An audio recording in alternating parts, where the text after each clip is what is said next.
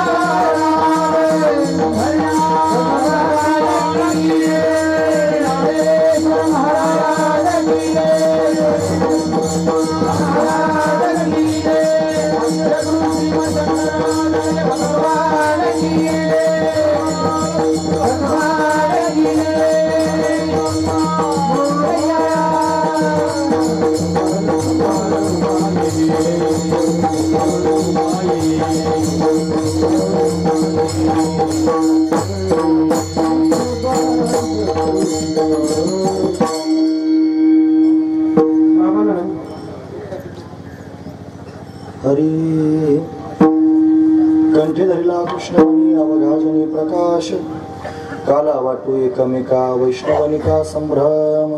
प्रस्तुत प्रसंगी कीर्तन रूपी सेवेकरिता निवडलेला अभंग जगद्गुरु जगतवंदनीय सर्वांच्या अंतकरणाचा अधिष्ठान असणारे माऊली तुकोबाराय यांचा 4 चरणांचा आणि काल्याचं विशेषत्व वर्णन करून सांगणारा अशा पद्धतीचा हा अभंग आहे. अंतरंग असणारा विशेष असणारा काला प्रतिपादन करून सांगणारा अशा पद्धतीचा हा अभंग आहे. या अभंगामध्ये माऊली तुकोबाराय आपल्याला काय प्रतिपादन करून सांगतात तत्पूर्वी आपण एकदा संतांना नमन करूया. श्री संतांची माता चरणावरी संतांची माता चरणावरी संतांची माता चरणावरी संतांची माता चरणावरी हे करी दंडवत हे करी दंडवत हे शांती पवनो समावत शांती पवनो समावत शांती पवनो समावत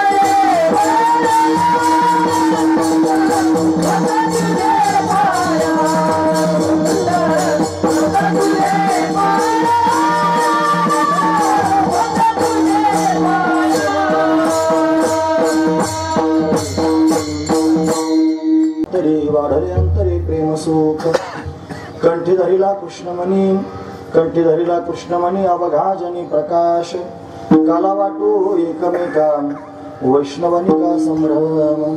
प्रस्तुत प्रतिवर्षीप्रमाणे याही वर्षी होणार आपला हा अखंड हरिनाम सप्ताह. या सप्ताहातील असणारी ही काल्याची म्हणजे प्रसादाची असणारी भगवंताची कीर्तन रूपी सेवा ही अकारण करुणावरून आले भक्तकाम कल्पद्रुम भगवान पांडुरंग परमात्म्याच्या अथांग करुणेनं त्याच्या दयेनं आणि या सर्व संयोजक मंडळींच्या माध्यमातून आमच्या वाटेला आलेली आहे. सेवेकरिता निवडलेला अभंग जगद्गुरु तुकोबारायांचा आहे आणि तुकोबारा अभंगाच्या माध्यमातून विशेष असणारा अंतरंग असणारा कालवर्णन करून सांगतायत. काय सांगतात महाराज सांगतात गोकुळवासी सर्व गोपाळांना भगवान श्रीकृष्ण परमात्म्याची संगती झाली आणि परमात्म्याची संगती झाल्यानं विशेष असणारा छंद भगवंताचा लागला. त्या भगवंताच्या छंदामध्ये एवढे एकरूप झाले की तो परमात्मा अंतकरणात घर करून बसला आणि परमात्मामय दृष्टी सहजच प्राप्त झाली. जो आत बसलेला आहे तोच बाहेर दिसू लागला. त्याचं अखंड नामचिंतन त्याने केल्या कारणानं कंठातच भगवंताचं नाम त्याने धारण केल्या कारणानं तो परमात्माच त्याने महाराज हृदयामध्ये स्थिर झाला आणि परमात्मामय दृष्टी झाली. सर्वत्र त्यांनी बाहेर पाहिलं तरी तो परमात्माच दिसू लागला. हे कंठी धरिला कृष्णमणी अवघाजनी प्रकाश सर्वत्र त्यांनी परमात्मा दिसतोय. म्हणजे त्यांनी जीव आणि परमात्मा या 2 गोष्टी आता त्यांनी जरी भेद रूपानं पाहायच्या ठरल्या तर वेगळ्या दिसत असल्या, व्यवहार दृष्टीनं पाहताना जर वेगळ्या दिसत असल्या तरी त्यांची एकरूपता झालेली आहे. म्हणजे त्यांनी जीव आणि परमात्मा वेगळा राहिला नाही.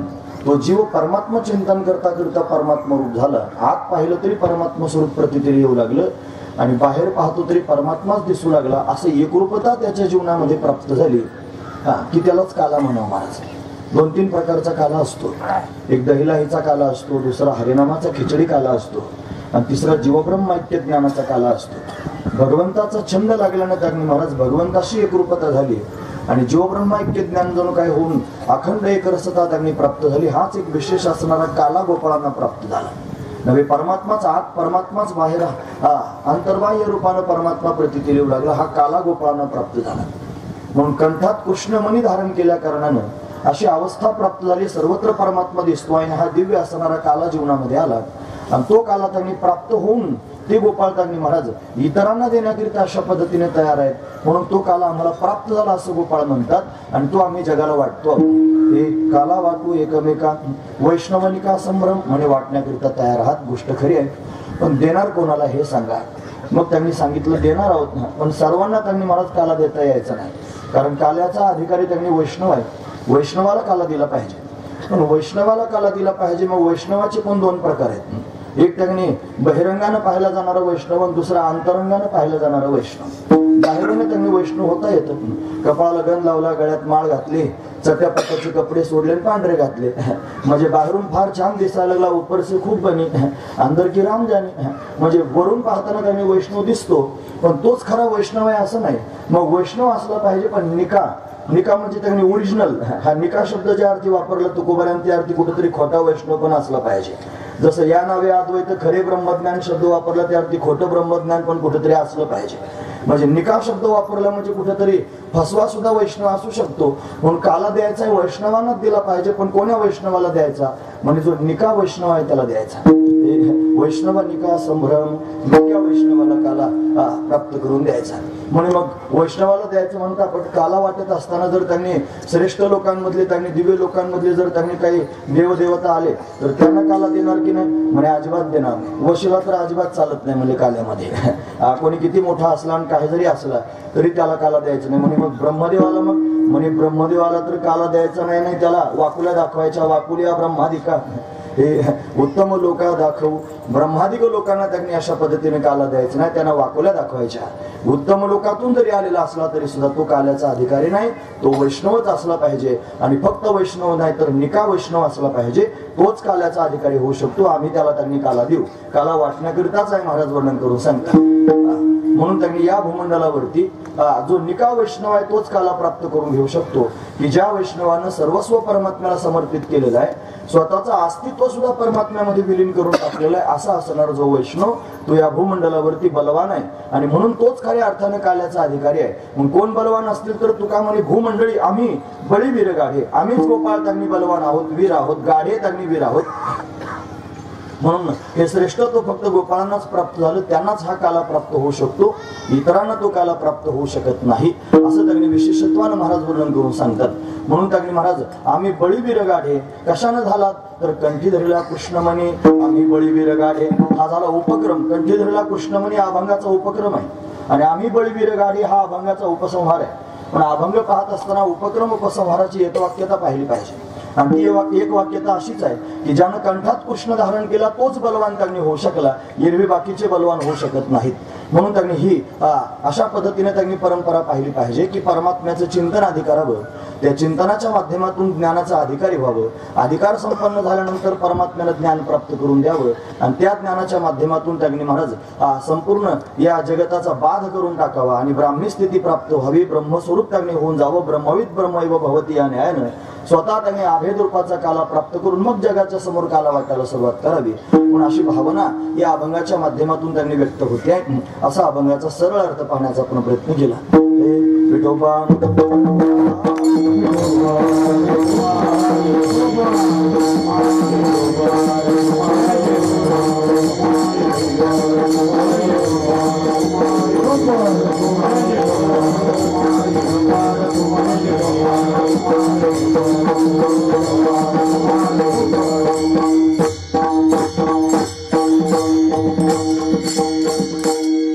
कंठी धरला कृष्णमणी अवघाजनी प्रकाश, काला वाटो एकमेका वैष्णवनिका संभ्रम.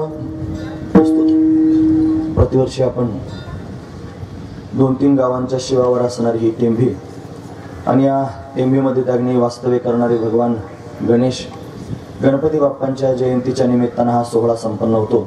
आणि त्या सोहळ्यातील हे काल्याचं कीर्तन पूर्णत्वाचं कीर्तन आहे, कलशाचं कीर्तन आहे. असं हे कीर्तन आपण दरवर्षी या ठिकाणी श्रवण करतो आहोत. आज मोठे आनंदाची पर्वणी आहे ती म्हणजे महाराज स्वतः समोर येऊन त्यांनी बसलेले आहेत.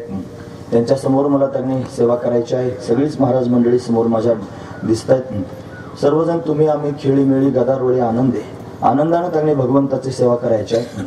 म्हणून संत महात्म्यांच्या संगतीमध्ये सेवा करण्याकरिता सुद्धा भाग्य असावं लागतं. भगवान आज माझ्यावर प्रसन्न आहे म्हणून तर तुम्ही सर्वजण समोर बसून श्रवण करत आहात. अशीच माझ्या अंतःकरणातली भावना आहे. कीर्तन 10:30ला सुरू होण्याचं कारण गावामध्ये अंत्यविधीत असल्या कारणानं थोडा उशीरच लागणार होता, म्हणून 10:30ला कीर्तन सुरू झालं. आता ते 12:30 वाजेपर्यंत त्यांनी चाललं पाहिजे असा नियम आहे, पण 12:30लाच थांबता येईल मला असं सांगता यायचं नाही. जर पुढे ढळालं तर तुमच्या मनाची तयारी करून ठेवा. म्हणजे आधी सांगितलेलं चांगलं असतं बऱ्याच वेळेला, म्हणून 12:30 वाजून जातील आता कीर्तन थांबायला. म्हणून अशा पद्धतीने भगवंताचं चरित्र, आता अभंगावरही बोलायचंय, चरित्रही सांगायचंय. या दोन गोष्टी काल्याच्या कीर्तनात अग्नी कीर्तनकाराची परीक्षाच असते. त्याला दोन्ही गोष्टी समन्वयात्मक सांगायच्या असतात. जर अभंग नाही सोडवला तर लोक म्हणतात अभंगाकडे गेलाच नाही, चरित्र सांगितलं. चरित्र नाही सांगितलं, लोक म्हणतात अभंग सोडून बसला, चरित्र सांगितलंच नाही. म्हणून हे दोन्ही त्यांनी राहून जातं. मग दोन्हींचा समन्वय साधायचा. जगाचा मालक त्यांनी प्रत्यक्ष प्रगट झाला. तो परमात्मा प्रगट होऊन अनेक प्रकारच्या लीला करतोय. का बरं लीला करतोय त्याचं कारण आहे महाराज. त्याने संपूर्ण विश्व निर्माण केलं. हे निर्माण केलेलं विश्व त्यांनी त्या विश्वाच्या माध्यमातून तो स्वतःच खेळतोय. त्याचा हा खेळच आहे. त्याने अनेक प्रकारचे जीवजंतू त्यांनी प्रगट केले. या सर्वांना त्यांनी महाराज बंधनात पडल्यासारखं वाटतं. वास्तविक पाहता हे बंधनात नाहीत, सगळेजण मुक्तच आहेत. पण मुक्त असून स्वतःला त्यांनी अमुक समजतात म्हणून स्वतःला बंधन त्यांनी समजून त्या बंधनात वावरत आहेत. मग त्यांचा तो भ्रम घालवण्याकरिता, त्यांना बंधनातून मुक्त करण्याकरिता भगवंताला यावं लागतं. बंधन जर कशाचं असेल तर नामारूपाचं बंधन आहे महाराज. या संपूर्ण जगतामध्ये जर पाहण्याचा प्रयत्न केला तर 5 अंश स्पष्ट रूपाने आहेत. त्याच्यामध्ये अस्तित्व आहे, भातित्व आहे, प्रियत्व आहे. नाम आणि रूप असे 5 अंश आहेत. त्याच्यातलं अस्तित्व, भातित्व आणि प्रियत्व हे प्रकृतीचं आहे. नाम आणि रूप हे मात्र अस्तित्व, भातित्व, प्रियत्व हे परमात्म्याचं आहे. आणि नाम आणि रूप हे त्यांनी महाराज प्रकृतीचं आहे. म्हणून 2 अंश त्यांनी प्रकृतीचे आहेत, 3 अंश परमात्म्याचे आहेत. म्हणून त्यांनी महाराज परमात्मा दिसत नाही, झाकला गेलेला आहे. ती प्रकृतीच त्यांनी महाराज तिचे गुणधर्म दाखवते. म्हणून नाम आणि रूप हे प्रकृती, सगळीकडे नाम दिसतं, सगळीकडे रूप त्यांनी महाराज दिसतं. या सगळ्या रूपांना आपण अमुक नामानं त्यांनी ओळखतो. म्हणून भेद आपल्या डोळ्यासमोर दिसतो, हे द्वैत आपल्या समोर दिसतं. हा द्वैतात्मक संसार आपल्या डोळ्यासमोर दिसतो. आणि तो पाहून आपण त्याच्यामध्ये त्यांनी स्वतःला त्याला बंधनात त्यांनी टाकून जीवन जगत राहतो. म्हणून जीव हा बंधनात आहे आणि त्यानं भ्रमानं बंधन स्वीकारलेलं आहे. ते बंधन मुक्त करण्याकरिता भगवंताला यावं लागतं. पण भगवान जीवांना बंधनातून मुक्त करण्याकरिता येतो. ज्याच्या ठिकाणी कोणत्याही प्रकारचं बंधन नाही तो परमात्मा त्यांनी बंधन धारण करून आला. ज्या परमात्म्याच्या ठिकाणी नाम नाही, ज्या परमात्म्याच्या ठिकाणी रूप नाही, नाम रूपाच्या पलीकडे असणारा जो परमात्मा, त्या परमात्म्याने सगळ्या जगाचं हित करण्याकरिता, भोळ्या भाबड्या लोकांना उद्धरून नेण्याकरिता त्यानं नाम आणि रूपात्मक बंधन धारण केलं. आणि बंधनात येऊन त्याने इतरांना बंधन मुक्त केलं. का बंधनात आला तर सगळ्यांना बंधनातून मुक्त करण्याकरिता आला. म्हणून त्यानं सगुण साकार रूप धारण केलं. तो वास्तविक पाहता सच्चिदानंद घन परमात्माच आहे. माऊली म्हणतात सावळे परब्रह्म आवडे या जीवा, हे मने मनराणीवा घर केलं. सावळे परब्रह्म, सावळ पण म्हणतात आणि परब्रह्म पण म्हणतात. जे त्यांनी परब्रह्म आहे ते सावळ कसं असेल? त्याला नाम रूप काहीच नाही, वर्ण आकार काहीच नाही, त्याला सावळ म्हणतात. म्हणून त्यांनी परब्रह्म आणि सावळ म्हणतात. आणि सावळ म्हणतात आणि परब्रह्म म्हणतात. म्हणजे तात्पर्य अर्थ एवढाच आहे की तो जो त्यांनी सच्चिदानंद घन असणारा परमात्मा आहे त्या परमात्म्याने शबलत्व धारण केलं. त्याच्या ठिकाणी सौपाधिक स्थिती प्राप्त झाली. आणि तो त्यांनी मला सगुण साकार होऊन प्रकृतीचा संग करून त्यांनी सगुण साकार होऊन भक्तांच्या समोर आला. नवे आला नावा रूपा, हे तुका म्हणे झाला सोपा. जो त्यांनी मला सोपा झाला. अव्यक्त ते आकारले, रूपा आले गुणवंत. जे अव्यक्त असणारं तत्व आहे ते आकाराला आलं आणि गुण धारण करून आलं. तुका म्हणे आले रूपा व्यक्त चांगले, म्हणून त्यांनी मला चांगलं रूप धारण करून आलं, सुंदर रूप धारण करून आलं.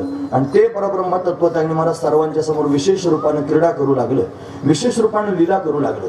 मग सर्वांना त्यांनी त्यानं वेधून घेतलं आणि वेधून त्यांनी मला सर्वांच्या अंतःकरणामध्ये घर केलं.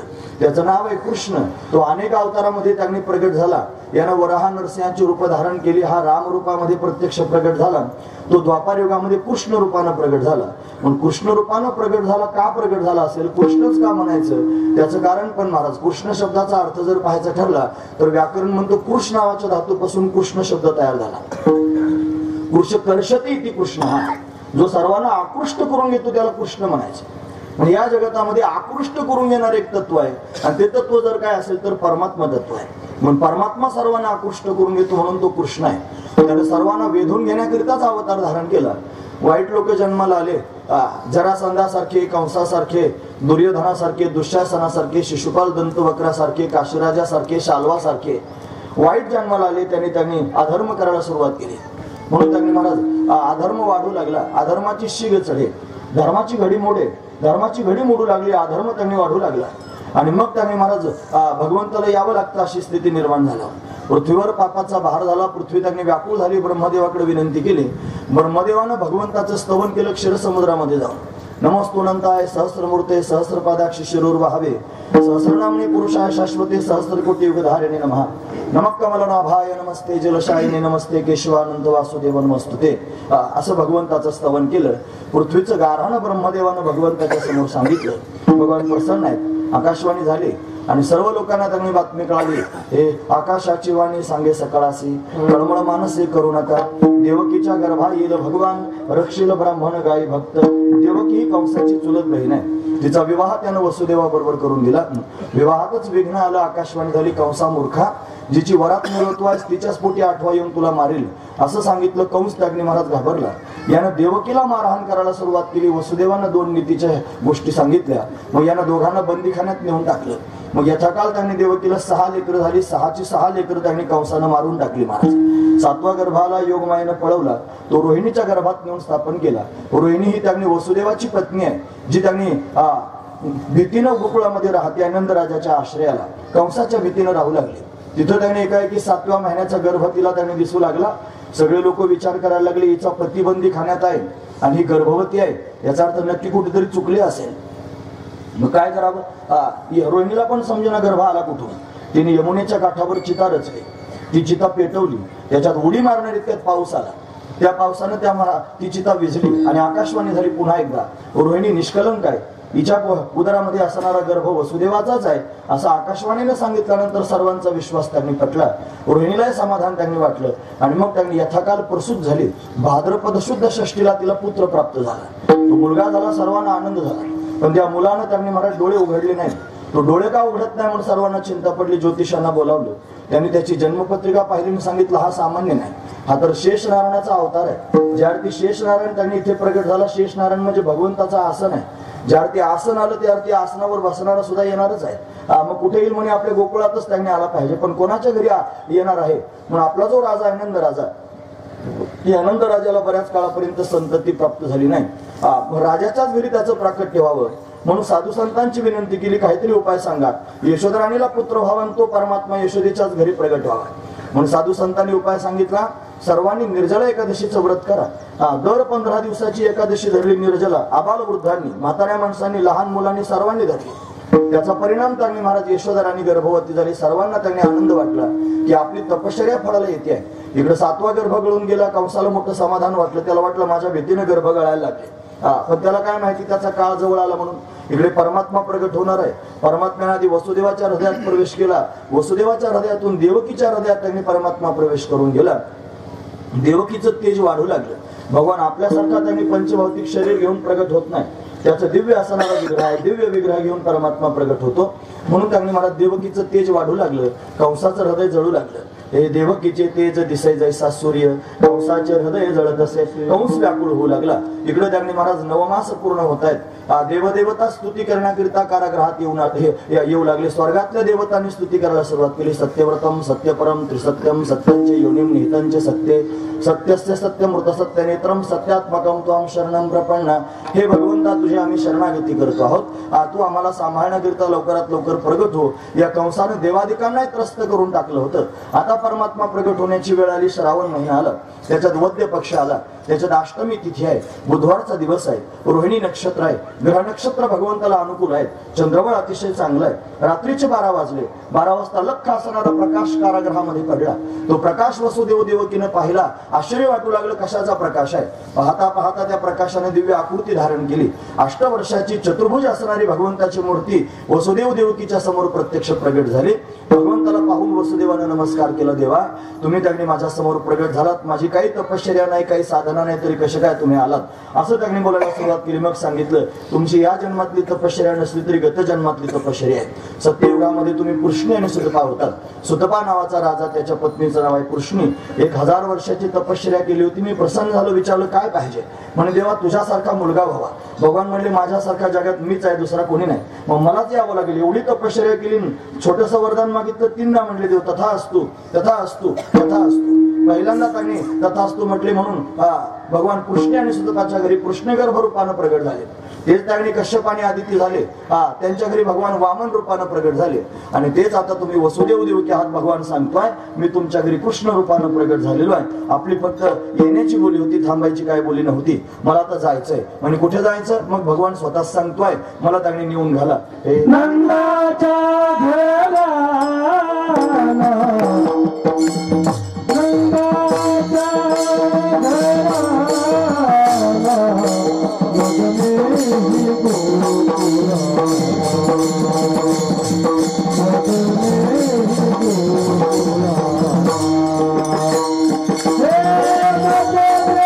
गोकुळा, मगनेही गोकुळा, हे मगनेही गोकुळाला, नंदाच्या घराला,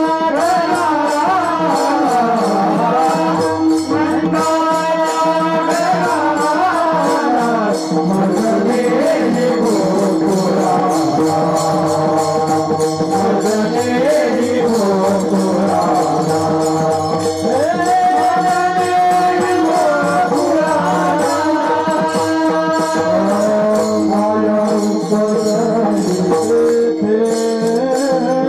गोकुळा, मगनेही गोकुळा, मगनेही गोकुळा,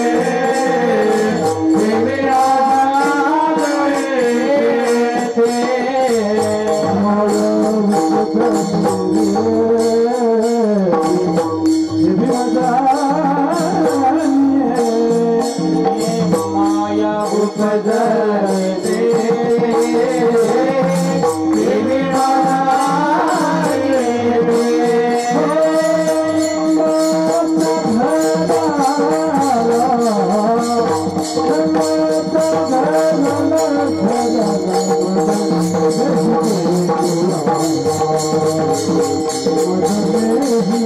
उपजले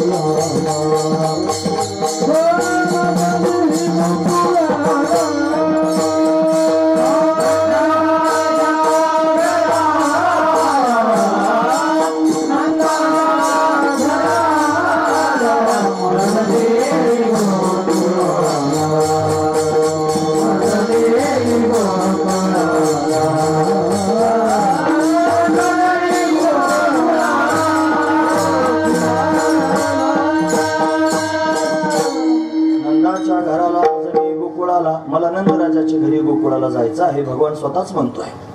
गोकुळाला जाण्याची अपेक्षा भगवंतानं व्यक्त केली. याच्यात विशेषत्व आहे महाराज. काय विशेष आहे?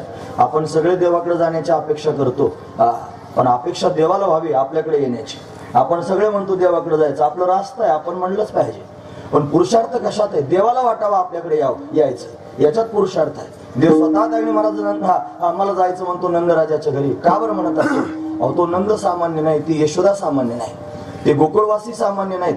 तिथं सर्व अवतारीच आहेत महाराज, अवतार धारण करून आलेले आहेत. आनंद आणि यशोदा म्हणजे त्यांनी महाराज द्रोण नावाचा वसू आहे, त्याच्या पत्नीचं नाव होतं शतधरा. त्यांनी भगवंताची उपासना केली, भगवान प्रसन्न झाले. काय पाहिजे विचारलं, म्हणे देवा आमच्या घरी बाल रूपानं त्यांनी तुम्ही खेळावं अशी अपेक्षा.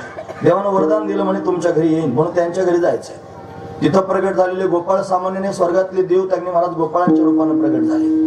वेदगर्भातल्या श्रुती त्यांनी महाराज गोपिकांच्या रूपानं प्रगट झाल्या. 3 प्रकारच्या श्रुती आहेत की नाही, कर्मपर आहेत, उपासनापर आहेत, ज्ञानपर आहेत.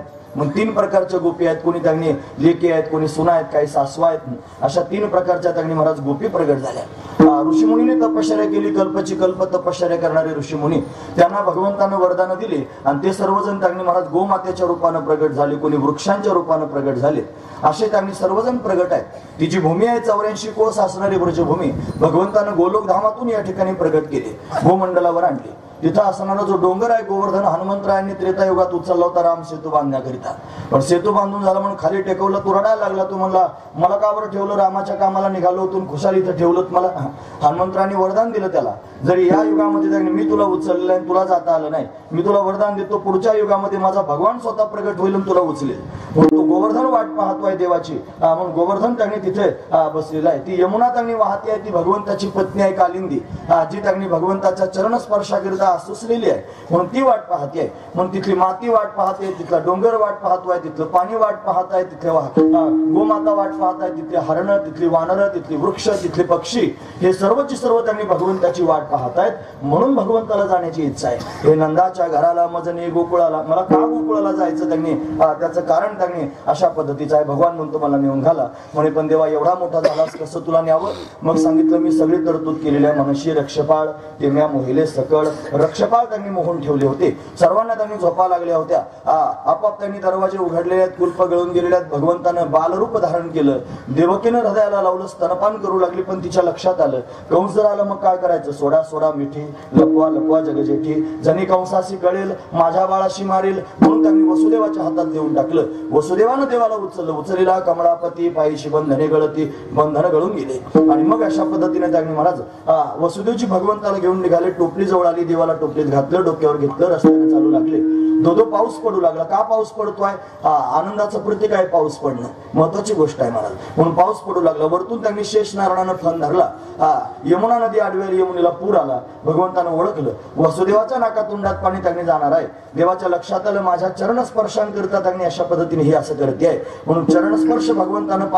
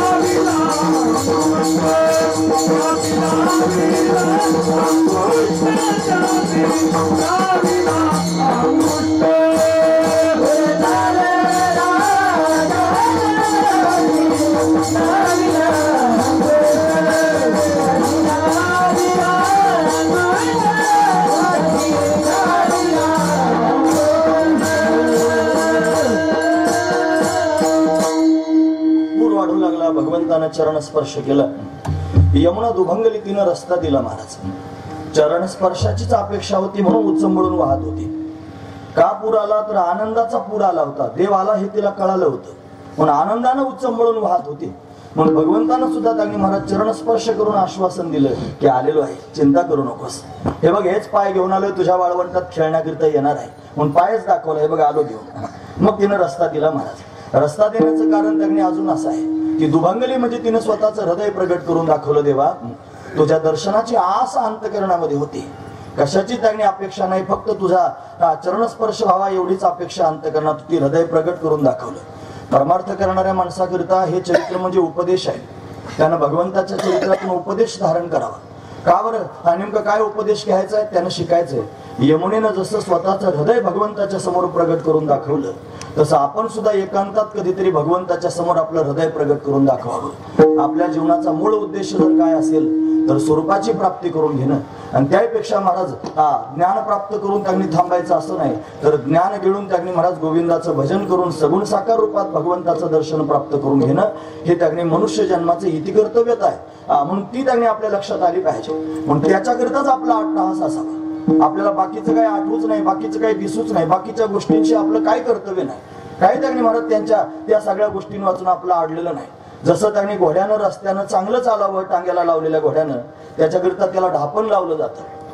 ढापण कळतं ना तुम्हाला? असं ढापण घोड्याला लावतात का? या घोड्यानं इकडे इकडे पाहायचं नाही, फक्त रस्ता धरून चालायचं, महत्वाची गोष्ट आहे. म्हणून आपला त्यांनी मार्ग काय? आपल्याला जायचंय कुठे? परमात्म्यापर्यंत जायचंय. मग परमात्माच पाहायचा, दुसरं काय पाहायचं नाही. आपल्याला बाकीचे सगळे दुकानं मांडावे लागतात आणि सगळ्या प्रकारच्या त्यांनी उलाढाली कराव्या लागतात. याच्या त्याच्या काड्या मोडाव्या लागतात, त्याचा खलबत्ता कुटावा लागतो, याच्या त्याच्या चर्चा करावी लागतात, सारी दुनिया आपल्याला करावी लागते. हे सगळं करण्याकरिता आपण जन्माला आलो नाही. हे आपलं कर्तव्य नाही, त्याच्याकरिता आपल्याला जन्म मिळाला नाही. आपला जन्म त्यांनी परमात्मा प्राप्तीकरिता मिळालेला आहे. म्हणून आपल्या डोळ्यासमोर उद्देश एवढाच असावा, परमात्म्याची प्राप्ती करायची. मग ह्या सगळ्या बाकीच्या चर्चा काय चुकीच्या आहेत का? ते अवतार घेऊन आलेले साधू संत पाहतील, जे अवतारी आहेत. आपण काय अवतारी थोडेच आहोत, आपण सामान्य जीव आहोत. खरं तर इथं उभं राहून कंबर बांधून कीर्तन करायची सुद्धा लायकी नाही माझी, पण तरी सुद्धा आम्ही तुमच्या समोर बोलतोय. उगाच आम्ही भगवंताचं भजन चिंतन करता यावं म्हणून. बाकीचा संसार करून शेंडी सगळं संसारात बुडण्यापेक्षा हे केलेलं चांगलं म्हणून त्यांनी अशा पद्धतीने करतो. पण योग्यता नाही. लोकांना उपदेश करण्याची योग्यता साधू संतांची आहे. ते अवतारी आहेत, ते अधिकारी आहेत. म्हणून आपण काय करावं तर भगवंताच्या दिशेनं चालावं, ढापण लावल्यासारखं. एकांतात बसून आपलं अंतकरण भगवंताच्या समोर त्यांनी प्रगट करावं आणि प्रगट करून भगवंताबरोबर संवाद साधावा. बोलावं, देवा तुझ्या दर्शनाची गरज आहे रे. गरजेनं त्यांनी देवाबरोबर बोलावं, महत्वाची गोष्ट आहे. आता जर घरून एखादा जेवण करून आलेला असला आणि फार मान्यवर आहे, त्याला त्यांनी फार अशा पद्धतीने सर्वजण मानतात म्हणून फार आग्रह केला नाही, म्हणे आता इथं आमच्याकडे जेवण आहे जेवाच. आता तो आग्रहास्तव जेवण करील, पण पोटात भुकेचा त्यांनी अजिबात वाव नाही. पण जेवण करील मात्र, पण आग्रहास्तव करील. त्याला ज्या वेळेला भूक लागेल त्यावेळेला जेवण वेगळं आणि आग्रहानं जेवण वेगळं, महत्वाची गोष्ट आहे. तसं सगळे लोक म्हणतात परमार्थ करा म्हणून परमार्थ करणं वेगळं, आणि सगळे करतात म्हणून आपण करायचं आहे असा परमार्थ करणं वेगळं. आणि आग्रहानं त्यांनी अशा पद्धतीनं अंतकरणापासून भगवंताच्या भेटीकरिता परमार्थ करणं वेगळं. तुकोबारांचे शब्द सांगतो, ते म्हणतात, तुका म्हणे मज लागलीशी भूक आणि धावून श्रीमुख दावे देवा. म्हणून भूक लागली देवा तुझ्या दर्शनाची. ज्याला देवाच्या दर्शनाची भूक लागली तो देवा वाचून दुसरं काही करीतच नाही महाराज. त्याला दुसरा काही विषय चित्ताला नाही. म्हणून तो देवच त्यांनी पाहण्याकरिता निघतो. यमुनेनं हृदय प्रगट करून दाखवलं, सांगितलं, देवा तुझ्या वाचून दुसरं काही चित्तात नाही, फक्त तुला प्राप्त करून घ्यायचंय, बाकी काही अपेक्षा नाही. असं आपण शिकलं पाहिजे आणि एकांतात बसून कधीतरी देवाबरोबर बोललं पाहिजे. भगवान पलीकडच्या काठाला निघून गेले. तिथं यशोदा राणीच्या समोर योगमाया प्रगट झाली होती. तिला आपल्या बरोबर घेतला, आपला पुत्र तिथे ठेवला आणि पुन्हा कारागृहात वसुदेवजी आले. मायेनं आकांत केला. कंस धावत आला, तिला मारण्याचा प्रयत्न केला. तिनं सांगून टाकलं की मया हातू मंद. हा भागवतातला प्रसंग आहे का? मला मारण्याचा प्रयत्न करतोस मूर्खा, तुला मारणारा माझ्या आधी जन्माला आला. कंस भयभीत झाला. इकडे परमात्मा प्रगट झाल्याची बातमी सुनंदेला कळाली. ही नंदराजाची बहीण आहे महाराज. तिनं घाईघाई त्यांनी भल्या पहाटे जागा होऊन पाहण्याकरिता गेली. यशोदा राणीच्या समोर नीलमण्यासारखा चमकणारा कन्हैया दिसू लागला. त्याला पाहून एवढा आनंद त्याने महाराज झाला. सुनंदेला धावतच गेली. यशोदेला झोप लागली होती. झोपेत काय बाळणपण होत नाही, पण माया प्रगट झाली होती ना. माया किमकिम न करत अघटित घटना पटे अशी माया. तिच्या प्रभावानं त्यांनी झोप लागली होती. मग तिला जाग केलं, वहिनी तुम्हाला मुलगा झालेला आहे. मग यशोदेनं कन्हैयाला हृदयाला लावलं. फार आनंद तिला झालेला आहे. आता सुनंदा नंदराजाला सांगण्याकरिता गेली. गोमातेची सेवा नंदराज त्यांनी करत होते. भल्या पहाटे भैया भैया म्हणून हाक मारायला सुरुवात केली. म्हणे काय ग सुनंदे का आरडाओरडा करतेस? म्हणे भैया आनंदाची गोष्ट आहे. लाला भयो हे तुम्हाला मुलगा झालेला आहे, वहिनी बाळांत झालेले आहेत. फार आनंद झाला. त्यानं नवरत्नांची माळ सुनंदीला देऊन टाकली. सुनंदा गवळण सगळ्या गावात सांगण्याकरिता फिरू लागली. गवळण सांगे गवळणीला पुत्र झाला यशोदेला. सगळा गाव आनंद विभोर होऊन भगवंताला पाहण्याकरिता आला. भगवंताला पाळण्यात घातलेला आहे. त्याचा शृंगार त्यांनी केलेला आहे. सर्वजण त्यांनी नटून थटून त्याला पाहण्याकरिता येत आहेत. त्याला पाळण्यात अशा पद्धतीने पाहिलं आणि एवढं सुख गोकुळ असे लोकांना झालं की त्या सुखाची मोजदात करता येईना.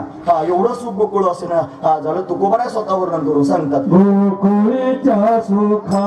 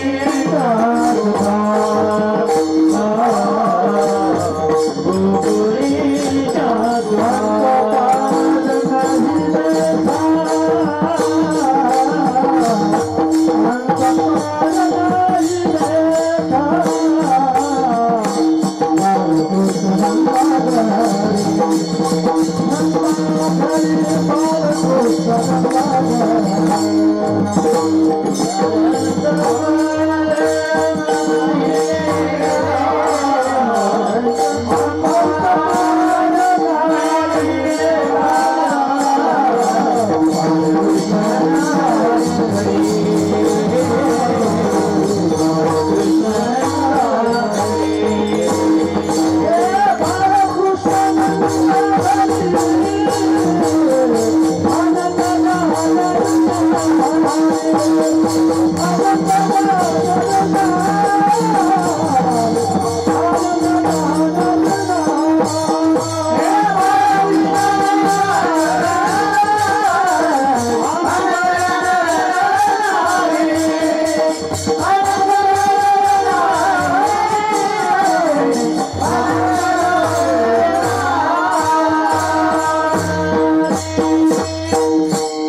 गोकुळीच्या सुखा अंतपार आहे लेखा. गोकुळात एवढं सुख झालं की त्याला अंतपार राहिला नाही, त्याचा लेखाजोखा सुद्धा करून ठेवता येत नाही, एवढं सुख झालं महाराज. एवढे सुखी झाले गोकुळवासी लोक. दुःखाची निवृत्ती, सुखाचे ते सुख पाहता श्रीमुख गोविंदाचे. गोविंदाचं श्रीमुख पाहिलं आणि एवढं सुख त्यांनी सर्व लोकांना झालं. आनंद विभोर सर्वजण झाले. गोडिया तोरे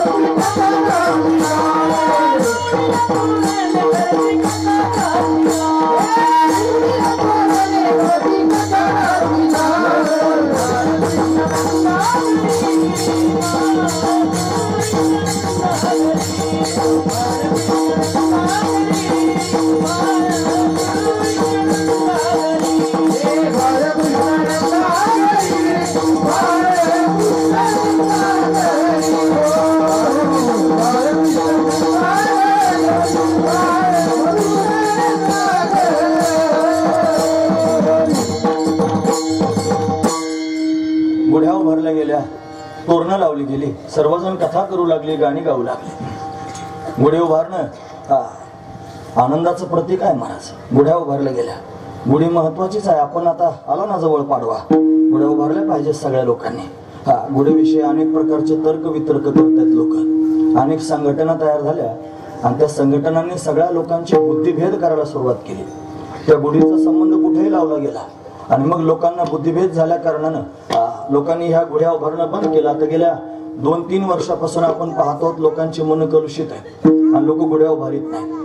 मग गुढीला त्यांनी सांगितलं, ज्ञानोबराय म्हणतात माझे जीवेची आवडी आणि पंढरपुरा नेन गुढी असं म्हणतात की नाही. मग गुढी शब्दाचा अर्थ तिथं जर करायचा असेल तर त्याचा अर्थ पताक घ्यावा लागेल.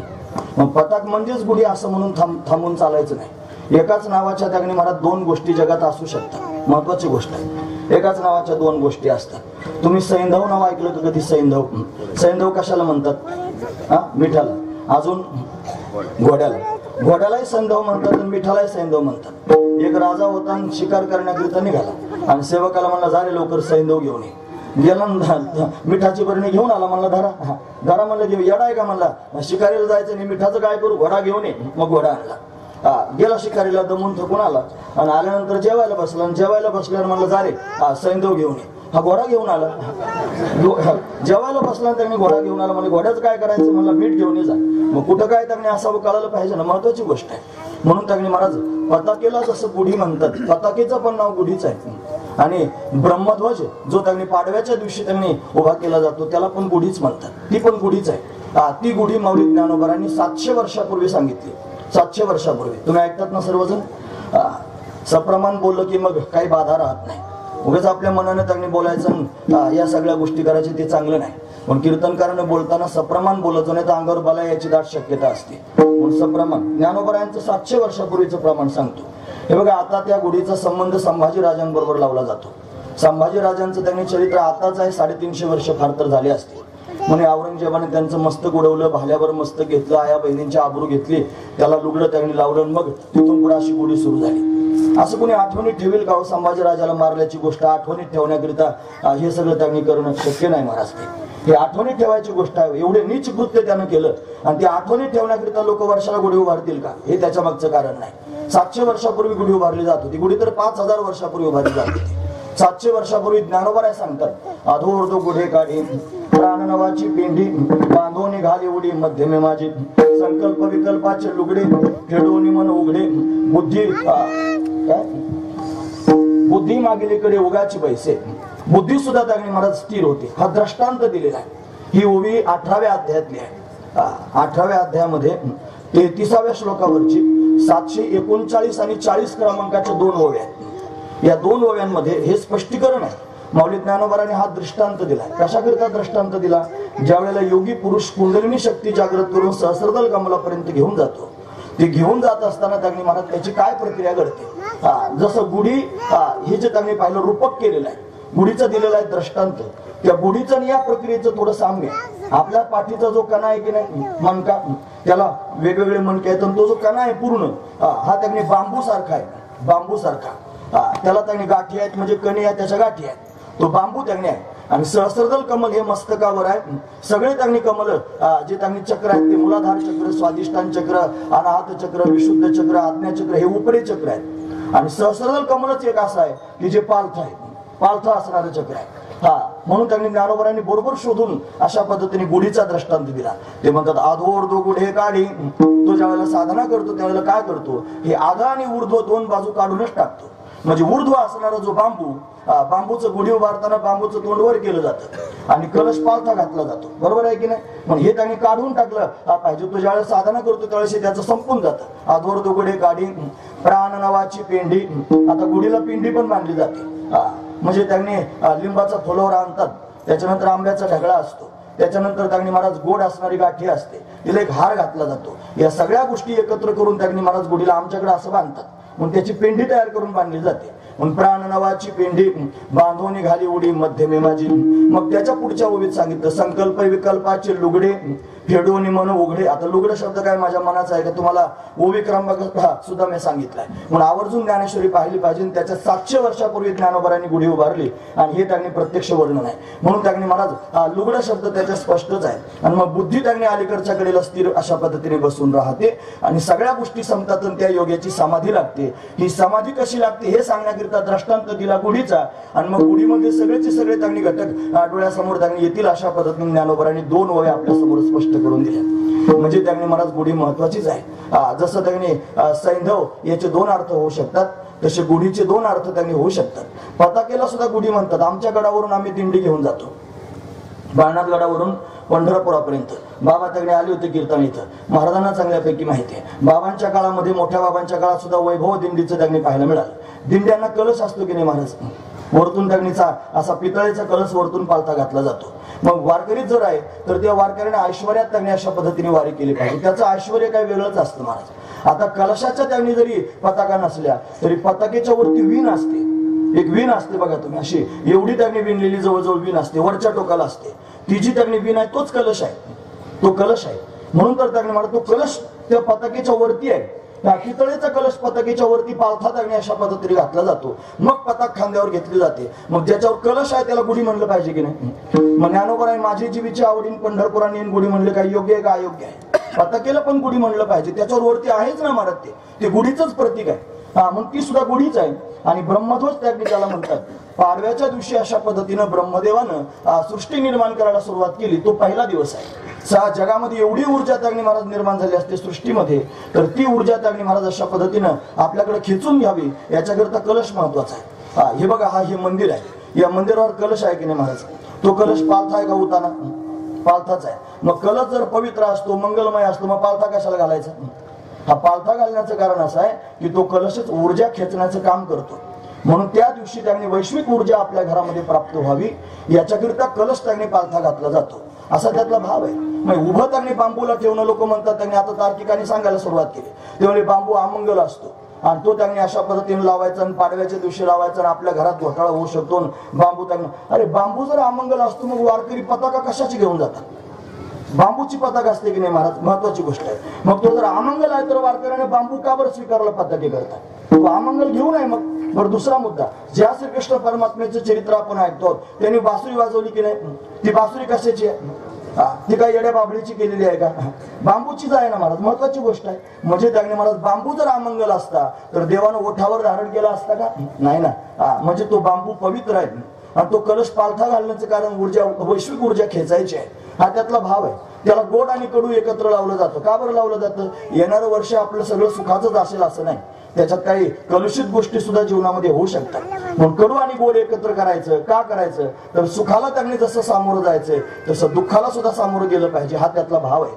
मग या सगळ्या गोष्टी बारकाईनं पाहायला पाहिजेत आणि मग आपण आपल्या निर्णयावर ठाम झालं पाहिजे. नाहीतर आपली संस्कृती मोडायची आहे, आपल्या धर्माला मोडायचं काम त्यांनी सुरू आहे. आतून त्यांनी महाराज भूमिगत षडयंत्र लोक करतायत आणि चांगल्या चांगल्या माणसांच्या बुद्ध्या सुद्धा त्यांनी भ्रमित झालेल्या आहेत. त्यांना सुद्धा त्यांनी त्यांचं खरं वाटतं आणि खरं वाटून त्यांनी लोक अशा पद्धतीने वागायला सुरुवात करतात. महत्वाची गोष्ट आहे, तुकोबाऱ्यांचा घात केला असं त्यांनी लोक म्हणायला तयार झाले आणि वारकरी सुद्धा आता त्याला स्वीकारायला तयार झाले. का स्वीकारता, कशा करता स्वीकारता? तुकोबाऱ्यांचा जर घात झाला मग आपल्या माळा घालण्यात काय तात्पर्य आहे महाराज? या माळा आपण घालून ठेवल्या आणि ज्यांनी जीवन परमात्म्याला दिलं त्यांचा जर घात होऊ शकतो तर आपल्या माळा कुठे मांडायच्या नेऊन? मोठे बाबा म्हणायचे दारिया मी खसखस, बरोबर आहे की नाही गोष्ट? आपला कुठं परमार्थ मांडायचा? म्हणून त्यांनी महाराज आपला काय कामाचं नाही मग त्यांचा जर घात होत असेल तर. म्हणून त्यांनी या तार्किकांचं ऐकू नका, तार्किकाचा टाका संघ आणि पांडुरंग स्मरा हो. म्हणून त्यांनी महत्वाची गोष्ट सांगतो, सप्रमाण तुमच्या समोर मी बोलण्याचा प्रयत्न केला.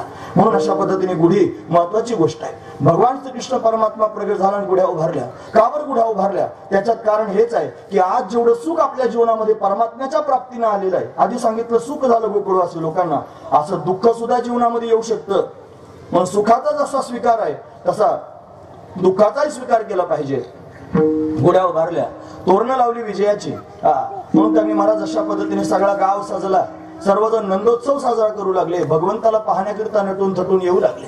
इकडे कंसाला वाईट वाटायला लागलं, कंसाने त्यांनी षडयंत्र करायला सुरुवात केली. कंसानं भगवंताला मारण्याकरिता त्यांनी दैत्यांना पाठवायला सुरुवात केली, पुतनाबाईंना पाठवले. पुतना आले, भगवंताला त्यांनी मारण्याकरिता अतिशय सुंदर रूप धारण करून आली.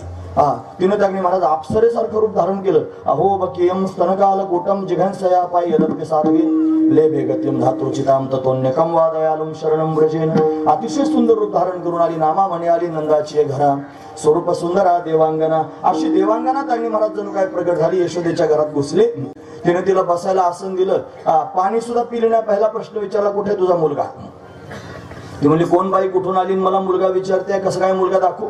नंदराज घरी नव्हते, ते त्यांनी अशा पद्धतीने कर भरण्याकरिता गेले होते मथुरेमध्ये. त्यावेळेला इन्कम टॅक्स भरावा लागायचा, म्हणून कर भरण्याकरिता गेले होते. वसुदेवाला भेटायला गेले आणि वसुदेवाने सांगितलं लवकरात लवकर घरी जा, म्हणून निघालेच होते. पण इकडे पुतना आली आणि तिने त्यांनी विचारलं कुठे तुझा मुलगा? मग हिने सांगितलं नंदबाबांना येऊ द्यावं. यशोदेने विचार केला, म्हणून खोटं सांगितलं, म्हणे बाळ आत्ताच पाळण्यात झोपवलेला आहे, जाग झालं की तुला दाखवते. देव ऐकतच होता, त्याला वाटलं बोहनीचं गिऱ्हाईक आलं आणि आई खुशाल नाट लावायला लागली, आता काय करायचं, काहीतरी केलं पाहिजे. देवान रडायला सुरुवात केली, देव रडू लागला. त्याचं रडणं ऐकल्यावर त्यांनी महाराज पुतना म्हणते काय ग खोटं बोलतेस म्हणे, यशोदे मुलगा जागाचा आहे, आण आण म्हणलं की पुतनेच्या हातात आणून दिला.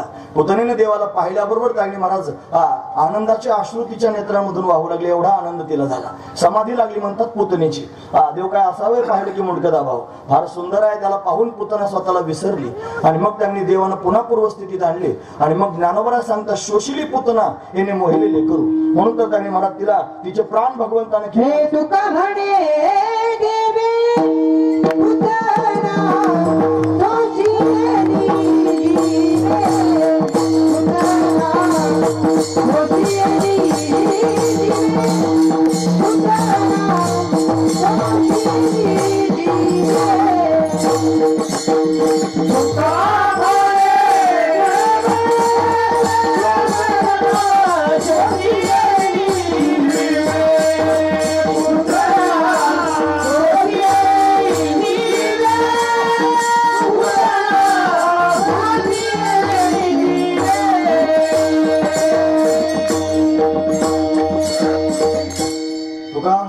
पुतना शोषिले जीवे. तिला शोषून घेतलं ना त्यांनी महाराज, तिला आपलंसं करून टाकलं. द्वा सनकाधिकाचे निमाने सायुज्य सरसू दिला पुतनी, जी विषाचे निस्तनपाने मारू आले. तिला सायुज्य मोक्ष भगवंतानं प्राप्त करून दिला. अशी असणारी पुतना भगवंताच्या कृपेनं उद्धरून गेली. यानंतर ही बातमी कंसाला कळाली. कंसानं महाबळ नावाचं दैत्य पाठवला. तो ब्राह्मणाच्या रूपात आला. भगवंतानं ब्राह्मण होऊन आला म्हणून त्याची विटंबना करून टाकली, जीवेच मारला नाही. विटंबिला भट दिला पाठीवरी पाठ, एवढं त्यांनी मला. तो नागवाच गेला कंसाच्या समोर, जाऊ नको म्हणून सांगायला. कंस ऐकणाऱ्यांपैकी नव्हता. कंसानं अनेक दैत्य पाठवले, भगवंतानं सर्वांचा उद्धार करून टाकला महाराज. हे काग बग रिठा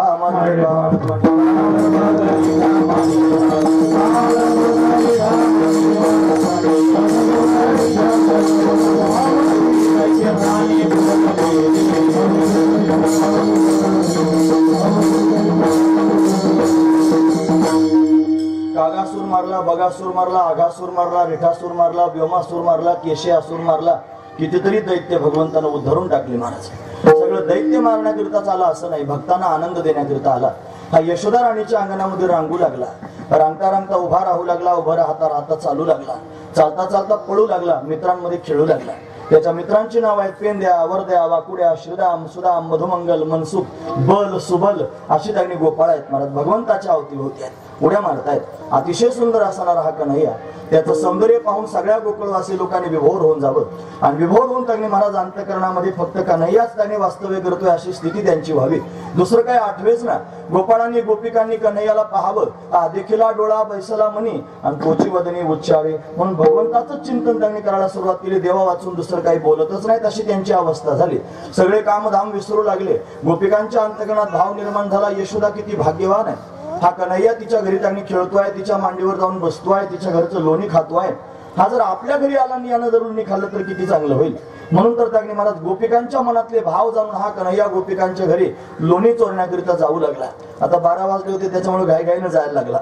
यानं त्यांनी अशा पद्धतीनं लोणी खायला सुरुवात केली. सगळ्या गोपाळांना बरोबर घेऊन जायचं आणि लोणी खायला सुरुवात करायची. बाबांच्या मुखातून त्यांनी महाराज या लीला मी ऐकलेल्या, मोठ्या बाबांनी सांगितलेलं त्यांनी ऐकलं आणि त्यांच्या तोंडून मी ऐकलं ते सांगतो. म्हणजे सगळ्या गोपाळांना जमा केलं. म्हणजे असे तुम्ही मरतुकडे झाला, उत्पत्ती छाप, घरी खायला भेटत नाही का. म्हणजे त्यांनी महाराज असं भेटतं खायला पण नुसतं ताकच आहे म्हणजे आमच्या वाट्याला, बाकीचं काही नाही. मग दही दूध तूप कुठे म्हणजे सगळं डेअरीला जातं, आमच्या डेअरीला काही शिल्लक राहत नाही असं सांगून टाकलं. मग काय करायचं. सगळ्या ग्रामवासी लोकांना समजून सांगितलं तुमच्या लेकरांना खाऊ घाला, पण ते खाऊ घालीत नाहीत. मग फक्त गोपाळांची मिटिंग घेतली, एक मंडळ स्थापन केलं. मंडळाला नाव दिलं चौर्य विद्या प्रसारण मंडळ. म्हणजे चोऱ्या करायच्या म्हणले.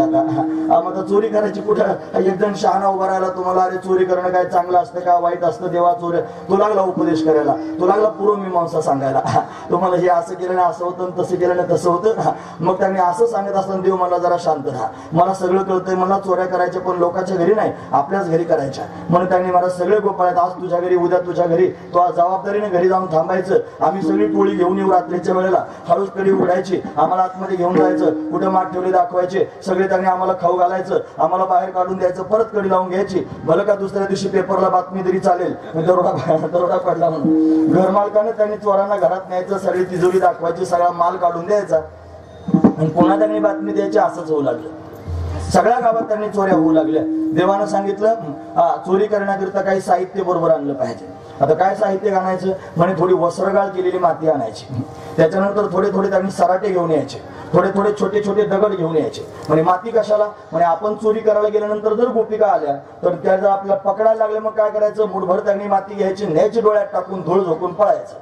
हे डोळ्यात धूळ झोकण्याची प्रक्रिया तेव्हापासून 5000 वर्षापासून चालू आहे. ही देवाने शिकवली महाराज लोकांना. मग डोळ्यात धूळ झोकून त्यांनी पळून जायचं. म्हणजे अरे ती जर गोपी चष्मा घालून आली मग काय करायचं देवा.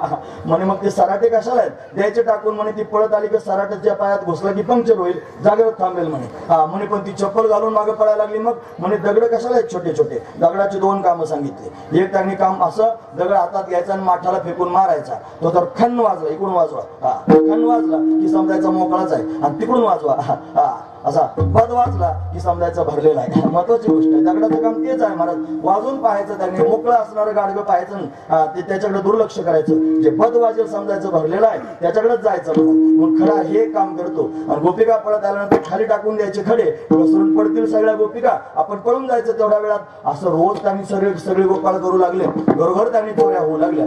सगळे त्यांनी माठ मोकळे करायचे, चाटून पुसून खायचे आणि माठ पालथी घालून ठेवायचे. सगळं पळून जायचं. पळून गेल्यानंतर सकाळीच गोपिकांनी जागं व्हावं आणि जागं झाल्यानंतर पाहायचं अरे सगळे माठ पालथी आहेत, पाहती गवळणी तवती पालथी दुधानी. म्हणे दुधानी सगळी पालथी आहेत आणि कशी काय त्यांनी पालथी कोणी केलं असेल. म्हणती नंदाची अपुरे, हे आजी चोरी केली खरे, तयावी नाही नासी नवे दुसरी आयसी, त्याच्याशिवाय कोणी हे करू शकत नाही. हे महत्वाचं आहे. मग माठ पालथा घालून ठेवला कन्हैयानं. याचा अर्थ काय होतो महाराज, घागर पालथी घालणं. पालथ्या घागरीत जर पाणी ओतायला सुरुवात केली तर किती दिवस ओतली म्हणजे घागर भरेल, भरणारच नाही. म्हणून शब्द तयार झाला पालथ्या घागरीवर पाणी. असं आहे ना, पालथ्या घागरीवर पाणी म्हणजे काय त्याचा अर्थ होतो. देवानं घागर पालथी घातली म्हणजे जीवनमुक्त स्थिती प्राप्त करून दिली. जीवनमुक्त झाल्यानंतर कितीही कर्म त्याने त्याच्या हाताने घडले तरी तो कर्मानं लिप्त होत नाही. तो कर्मे करी सकळे परी कर्मबंधान आतळे. तो सगळे कर्म करताना दिसतो पण कर्मबंधनात आतळत नाही. हे कोण करू शकतं, तया विनहे नासी नवे दुसरे आयसी. म्हणजे जीवनमुक्त स्थिती जर कोण प्राप्त करून देऊ शकत असेल तर तो परमात्मा मला देतो म्हणून घागरी पालथा घालून ठेवल्या, हा त्यातला भाव आहे. गोपिकांनी कारण सांगण्याकरिता यावं, यशोदे बाहेर, यशोदेने त्यांनी घराच्या बाहेर यावं. काय ग काय काम आहे तुमचं? मग सांगावं तुझा कन्हैया, जरा त्याला समजून सांग, आमच्या घरात घुसतो. यानं त्यांनी लोणी चोरून त्यांनी खाल्लं, सगळ्या घागरी पालथा घालून ठेवल्या. यशोदा राणीला वाईट वाटलं महाराज. तिने त्यांनी कन्हैयाचा कान पकडला आणि सांगायला सुरुवात केली, हे कृष्णा तुला मी ताकीद करीते रे घरी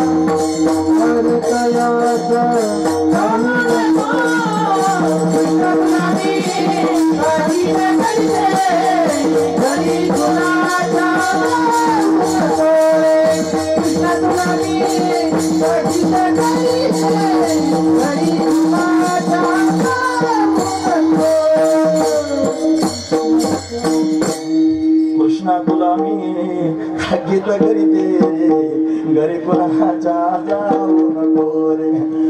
रागीट तुझा पिता नंद आहे, तुम्ही त्याच्याकडे का बरं पाहता? आता मी प्रमाण सांगतो. रागीट तुझा पिता नंद मारतयाचा खाऊ नको रे, गवळ्या घरी बोभाटा उठला माठ तयाचे फोडू नको रे. कृष्णा ताकीद करते, यशोधराणीनं ताकीद केली तरी कन्हैया ऐके ना.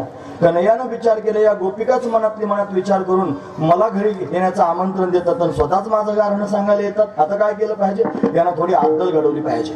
मग या देवानं त्यागनी महाराज गोपिकांची खोडी करायला सुरुवात केली. काय खोड्या करायच्या?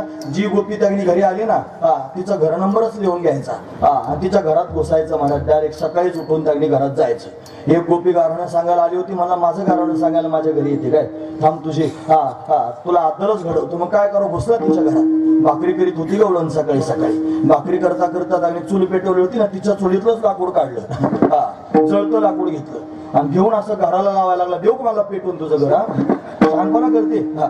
आमच्या घरी येऊन गारणं सांगते काय? घरच पेटवून देतो. हो म्हणले, माझं घर पेटवतो असं म्हणलं की त्यांनी घरला लाकूड तिच्या तोंडावरच असं. तिला म्हणलं जास्त बोलली तर देईन तोंडावर तुझ्या बापाचे घर, तुझ्या बापाचे घर देईन म्हणला तोंडावर, हाणीन तोंडावर तुझ्या. तुझ्या बापाचं घर आहे का म्हणला? माझ्या घरी गारणं सांगण्याकरिता येते, तुला काय लेकर बाळा नाहीत का? माझ्या घरी त्यांनी गारणं सांगण्याकरिता. तुम्ही रात्री सूर्यवंशी महाराजांचं कीर्तन ऐकलं ना, ते असंच कीर्तन त्यांनी असं असते वाघासारखं. महत्वाची गोष्ट आहे असं नाही. अशी गोपी सुद्धा त्यांनी महाराज उभी होती. देव त्या तिच्या पुढे असं उभा राहिला, हातात लाकूड घेऊन. म्हणला देईन तुझ्या तोंडावर. म्हणला याच्यातून काय शिकवायचंय देवाला? देवाला हे सांगायचंय की हे सुद्धा घरच आहे. हे जे शरीर आहे ना आपलं, हे घरच आहे, पण हे आपलं नाही. हे त्यागनी काळाच आहे, हे पंचमहाभूतांचं आहे, आपलं नाही. याला आपण आपलं म्हणतो. म्हणून देव म्हणतो तुझ्या बापाचे घर तुझ्या बापाचं आहे. याला खरं समजते, चांगली स्वतःच समजतेस, हे तुझं नाही, हे काळाचं आहे. हे सांगण्याकरिता देव ही लीला करतोय. तिच्या तोंडावरच जळतं लाकूड धरलंय. धावतच गेले, अगं यशोदे सांग काय समजून. मग तुझ्या पोरानं काय केलं? म्हणे जळतं लाकूडच माझ्या तोंडावर धरतो, घरच पेटवायला लागला, समजून सांग काय. तिचं होतं नाही तर दुसरी धावत आली. म्हणे काय झालं? अगं म्हणे यशोदे काय तुझ्या पोराला समजते का? म्हणे सगळ्या गावात सगळ्या लोकांना त्रास दिला. सकाळी सकाळी त्यांनी दारात आला, रांगोळी काढत होते म्हणे आणि मोठीची मोठी रांगोळी काढली. आला कुठून तरी, मला म्हणला काय छान रांगोळी काढली ग काकी, गोडगोड बोलत होता. म्हणलं हो फार छान काढली. याच्यानंतर काय करायचं असतं? म्हणजे काय नाही, याच्यावर हळदी कुंकू व्हायचं असतं. म्हणे वाय ना. मग घरात गेली मी हळदी कुंकाचा करंडा आणण्याकरिता. मला बाहेर येऊस तरी यांनी काय केलं? तो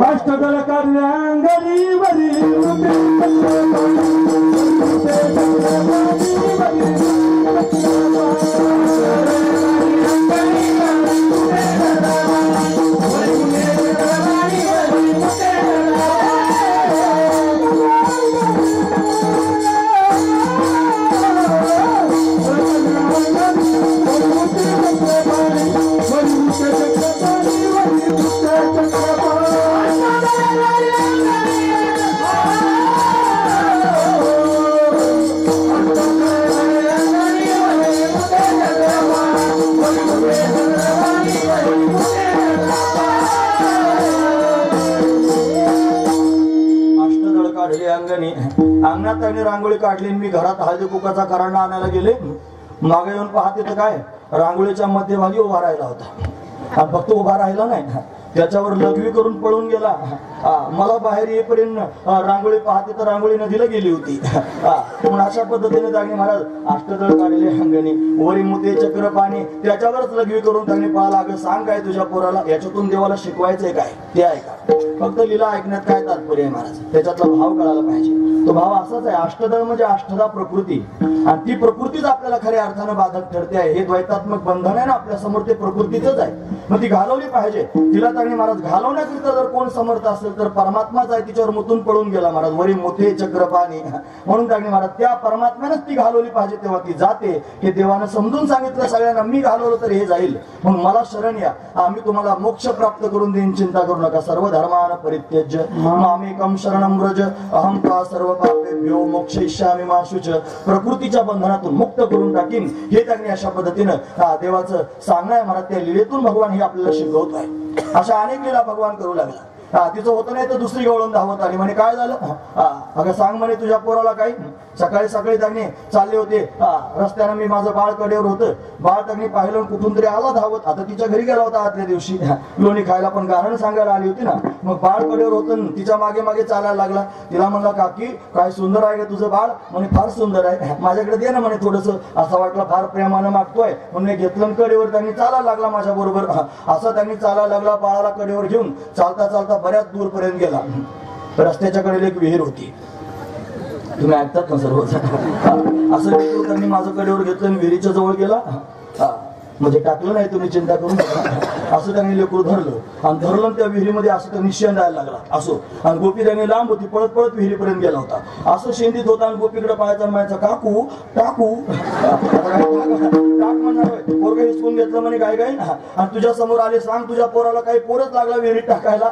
अशा अनेक प्रकारच्या खोड्या कन्हैया त्यांनी करू लागला महाराज. एक गोपिका गाराणं सांगण्याकरिता आली. तिचं गाराणं त्यांनी ऐकलं. म्हणला का तुझ्या घरी नाहीत का छोटे छोटे लेकर. घुसलं तिच्या घरात आणि सगळी टोळीच घेऊन गेला महाराज. तिच्या घरातले सगळे पोरं धोपटून काढले. कोणाला चिमटा घेतला, कोणाला रट्टा मारला. 3 तास आग होत होती महाराज. चिमटा घेऊन, नुसता चिमटा नाही, रट्टा घेऊन चिमटा घेतला त्याच्या. म्हणजे रट्टा मारला वरून चिमटा. तुम्ही घेऊन बघा काय होतं ते. 1.5 तास आग होतं महाराज. देवाला त्यांनी रट्टा मारायचं, तो काही सामान्य रट्टा असेल का. आणि चिमटा त्यांनी घेऊन पळून गेला. 3 तास पोराचा हो भोंगा सुरू होता. आता 3 तास त्या बाळाला आठवण देवाची.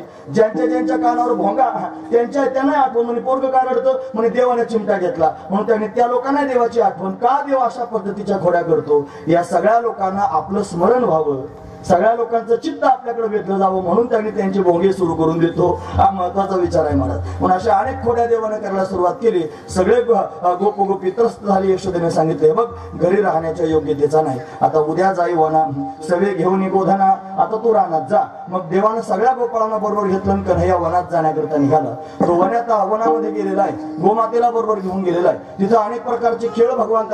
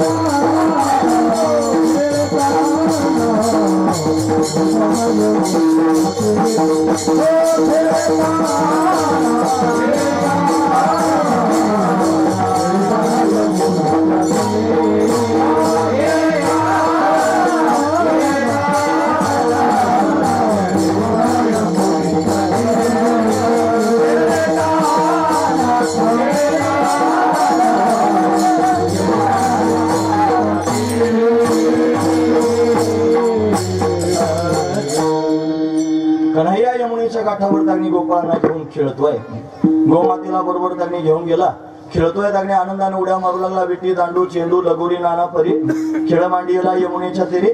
मस्त त्यांनी कन्हैया खेळतोय. खेळून खेळून सर्व गोपाळ दमले होते. पोटात भूक लागली होती आणि भूक लागली म्हणून जेवायचं होतं महाराज.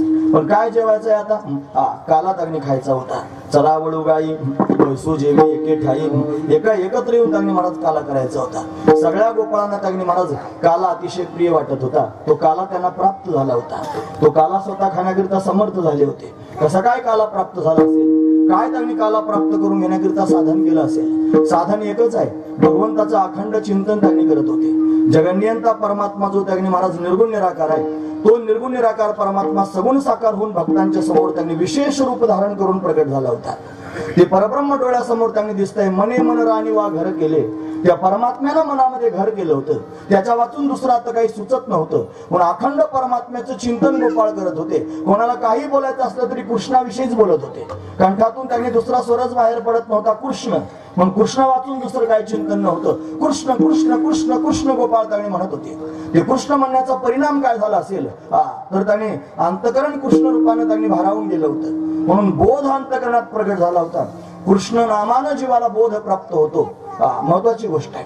ज्ञानापर्यंत जर जायचं असेल तर कृष्ण नामानं जाता येईल. प्रमाण सांगतो, कुळ हे पावन कृष्ण नामी. हे कृष्ण नामी का म्हटलं असेल? भगवंताच्या त्याने महाराज प्रेमाचा उपदेश झाला पाहिजे आणि तो उपदेश अंतकरणामध्ये उतरला पाहिजे. हे बघा, जेव्हा अखंड भगवंताचं नामचिंतन कराल त्या दिवशी त्यांनी महाराज कृष्ण कृष्ण जर म्हणायला सुरुवात करेल, त्या नामाच्या प्रभावानं अंतकरण शुद्ध होईल, अंतकरण निर्मळ होईल, अंतकरण पवित्र होईल आणि ते ज्ञानाचा अधिकारी होईल. ते ज्ञानाचा अधिकारत्व त्यांनी प्राप्त झालं रे झालं की मग मात्र त्यांनी महाराज परमात्मा कृपा करेल. तो श्रीगुरूंच्या रूपानं प्रगट होईल. आताच आपण उमऱ्यामध्ये कीर्तन त्यांनी ऐकलं होतं ना, माझ्या विठोबाचा कैसा प्रेम. त्याच्यात ही प्रक्रिया आली होती की परमात्मा गुरु रूपानं प्रत्यक्ष प्रगट होईल आणि तो प्रगट होऊन आपल्याला त्यांनी तत्वबोध प्राप्त करून देईल. आणि त्या तत्वबोधानं श्रीगुरु त्यांनी जीवनामध्ये येतील आणि येऊन मस्तकावर हात ठेवतील आणि मग त्यांनी सांगतील, ओवी सांगतो, तैसा अविद्येच्या निदा विश्वस्वप्नाचा हा धांदा भोगित होता प्रबुद्धा अनादिजो. तो महावाक्याचे नावे गुरुकृपेचे थावे माथा हातू ठेविला नव्हे थापटीला जैसा. मस्तकावर हात ठेवून त्यांनी अशा पद्धतीने त्याला उपकृत करतात. बरोबर आहे म्हणतात, येऊन या कृपावंते तुकया स्वामी सद्गुरुनाथे हात ठेविला मस्तकी प्रसाद देऊन केले सुखी. तो जगाचा मालक तुकोबरांच्या रूपानं प्रगट येऊन गुरुनाथे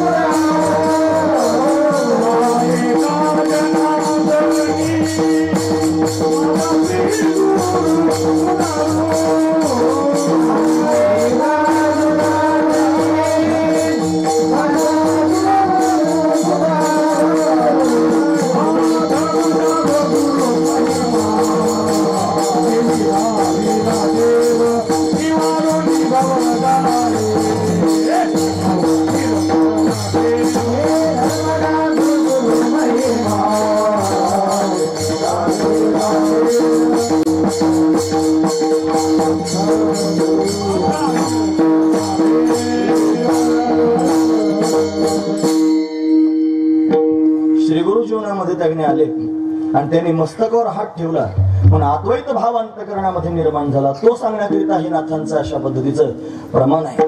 म्हणजे श्रीगुरु जीवनामध्ये यावेत, त्यांनी मस्तकावर त्यांनी अशा पद्धतीने हात ठेवा दिव्य असणारी कृपा प्राप्त होईल. पण होईल केव्हा? जेव्हा त्यांनी महाराज परमात्म्याची कृपा. तुम्ही ऐकतात ना सर्वजण, आता कीर्तन सुरू झालेलं आहे.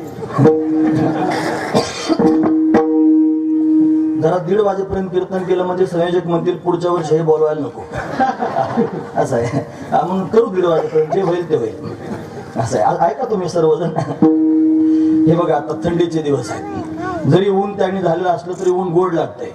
गोड लागते म्हणून त्याच्यामुळे काय चिंता नाही.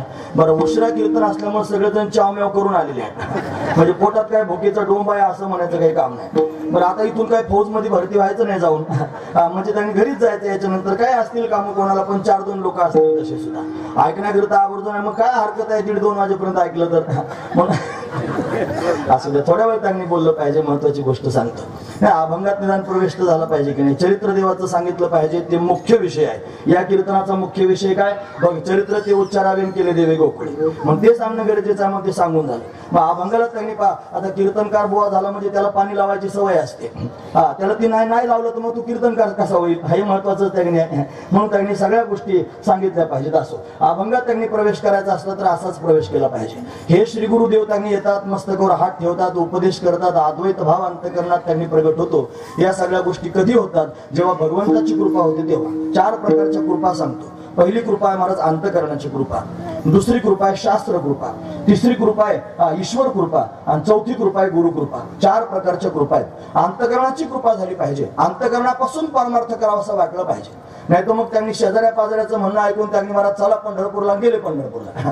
हे म्हणते त्यांनी परमार्थ कर म्हणून केला परमार्थ. लोक गण लावतात म्हणून आपणही लावला, लोकांनी माळ घातली म्हणून आपणही घातली. याला परमार्थ म्हणत नाही. स्वतःच्या मनानं वाटावं मला परमार्थ करायचा आहे. शास्त्रामध्ये काही ज्ञानाच्या भूमिका सांगितल्या ना, शुभेच्छा, सुविचारणा, तनुमानसा, सत्वापत्ती, पदार्थ भाविनी, तुर्यक त्यांनी स्थिती आहे ना, ही शुभेच्छा अंतकरणात निर्माण झाली पाहिजे स्वतःच्या. ज्यावेळेला अंतकरण उचल घेईल की मला परमार्थ करायचा आहे, समजायचं अंतकरणाची कृपा झाली.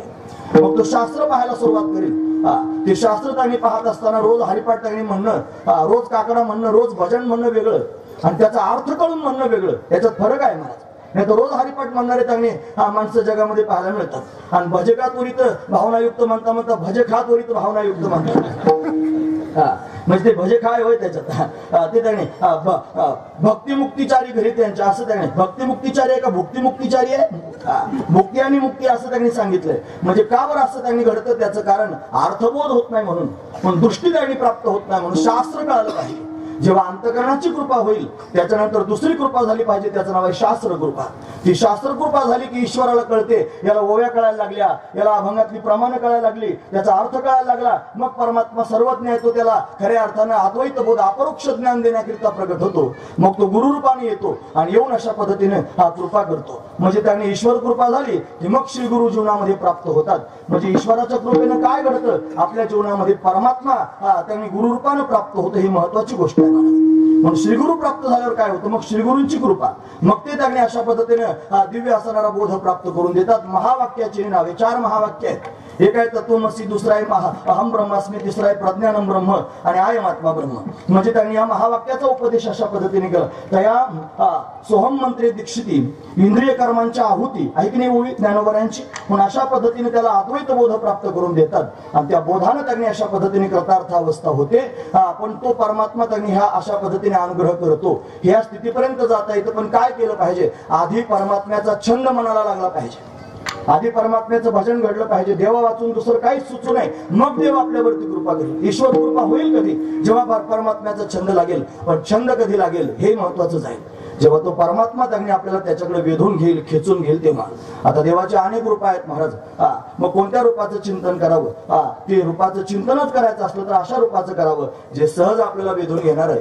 आणि सहज वेधून घेणार जर कोण असेल तर कृष्ण परमात्मा आहे. त्याचं नावच आहे कृष्ण, जो वेधून घेणार आहे. त्याचंच का नाव तुम्ही सांगता आहात, बाकीचे काही अवतार नाहीत त्या देवाचे. बाकीचे अवतार आहेत पण ते त्यांनी वेधून घेणारे नाहीत ना. देवानं त्यांनी महाराज मत्स्य अवतार धारण केला, बरोबर आहे की नाही. मग मत्स्य अवतार धारण केलेल्या देवाचं किती लोकांनी भजन केलं सांगा बरं. एखादी माळ आपण किती बऱ्या जपली, मत्स्य मत्स्य मत्स्य मत्स्य मत्स्य असं कोणी म्हणलंय का. बरं, देवाने कासव रूप धारण केलं. कोणी कासव कासव म्हणतं का महाराज, कश्यप कश्यप कश्यप, वामन वामन वामन असं कोणी घेतलंय का नाम. कधी नरसिंहाचं, नरसिंह पाहायला की भीती वाटते. मग त्यांनी महाराज नरसिंह नरसिंह कोणी म्हणत नाही. का बरं त्यांनी म्हणत नाही, त्यांना पाहिल्यावर वेधलं जात नाही, म्हणजे ते विशेष कर्म करण्याकरिता आले. पण कृष्ण अवतार असा आहे जो त्यांनी सर्वांना वेधून घेण्याकरिताच प्रगट झालेला आहे. हा महत्वाचा विचार आहे महाराज. म्हणून त्या कृष्णाला फक्त कृष्ण म्हणून थांबायचं नाही, त्याला मनी म्हणायचं. मनी म्हणजे सर्वोत्तम, मनी म्हणजे सर्वश्रेष्ठ. मुकुटमणी असा शब्द आहे की नाही. मुकुटमणी म्हणण्याचं तात्पर्य काय, मुकुट कुठं ठेवला जातो, गुडघ्याच्या वाटीवर नाही ना, तो मस्तकावर ठेवला जातो. या शरीरामध्ये सगळ्यात श्रेष्ठ भाग कोणता आहे, मस्तक, आणि मस्तकावर ठेवला जातो तो काय मुकुट, आणि मुकुटाच्या वरच्या टोकाला असतो त्याला काय म्हणायचं मणी. म्हणजे मणी सर्वात श्रेष्ठ झाला. हे मणी म्हणण्याचं तात्पर्य सर्वात श्रेष्ठ हा जो श्रीकृष्ण परमात्मा आहे जो सर्वात श्रेष्ठ आहे. कशानं श्रेष्ठ आहे? स्वरूपानं श्रेष्ठ आहे. कसं त्याचं स्वरूप आहे म्हणजे सच्चिदानंद रूपाय, जो सत्य स्वरूप आहे, जो चैतन्य स्वरूप आहे, जो आनंद स्वरूप आहे, स्वरूपानं श्रेष्ठ आहे म्हणून त्याला मणी म्हणायचं. तुम्ही ऐकतात ना सर्वजण, महत्वाचा मुद्दा सांगतो. मणी म्हणण्याचं तात्पर्य सांगतो. स्वरूपानं श्रेष्ठ आहे म्हणून मणी. त्याचं कार्य काय म्हणजे विश्व निर्माण करतो, त्याच्यासारखं कोणी निर्माण करू शकत नाही म्हणून कार्यानं श्रेष्ठ आहे म्हणून मणी.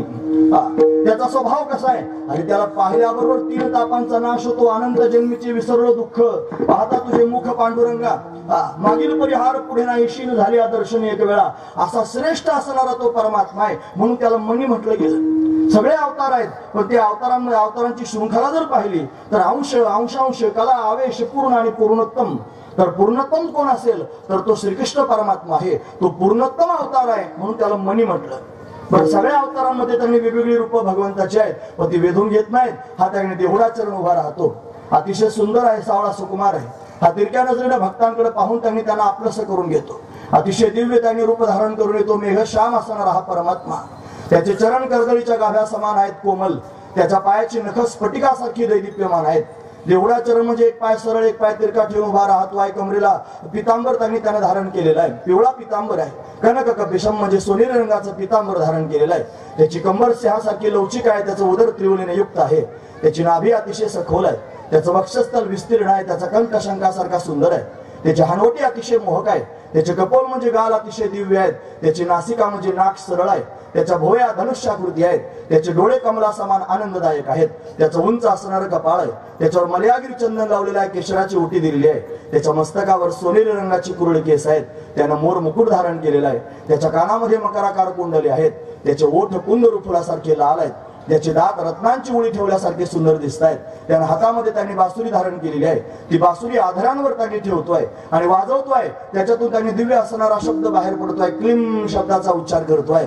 सगळ्या भक्तांना आपल्याकडे वेधून घेतोय आणि भक्त त्याच्या समोर आल्यानंतर तिरक्या नजरेने भक्तांकडे पाहून स्मित हास्य करतोय आणि सर्वांना त्यांनी आपलंसं करून घेतोय. असा श्रेष्ठ असणारा हा परमात्मा त्या कृष्ण असं म्हणतात. आणि सर्वांपेक्षा श्रेष्ठ त्यांनी अवतार धारण करून आला, पूर्णोत्तम अवतार धारण करून आला म्हणून त्याला मणी म्हणतात.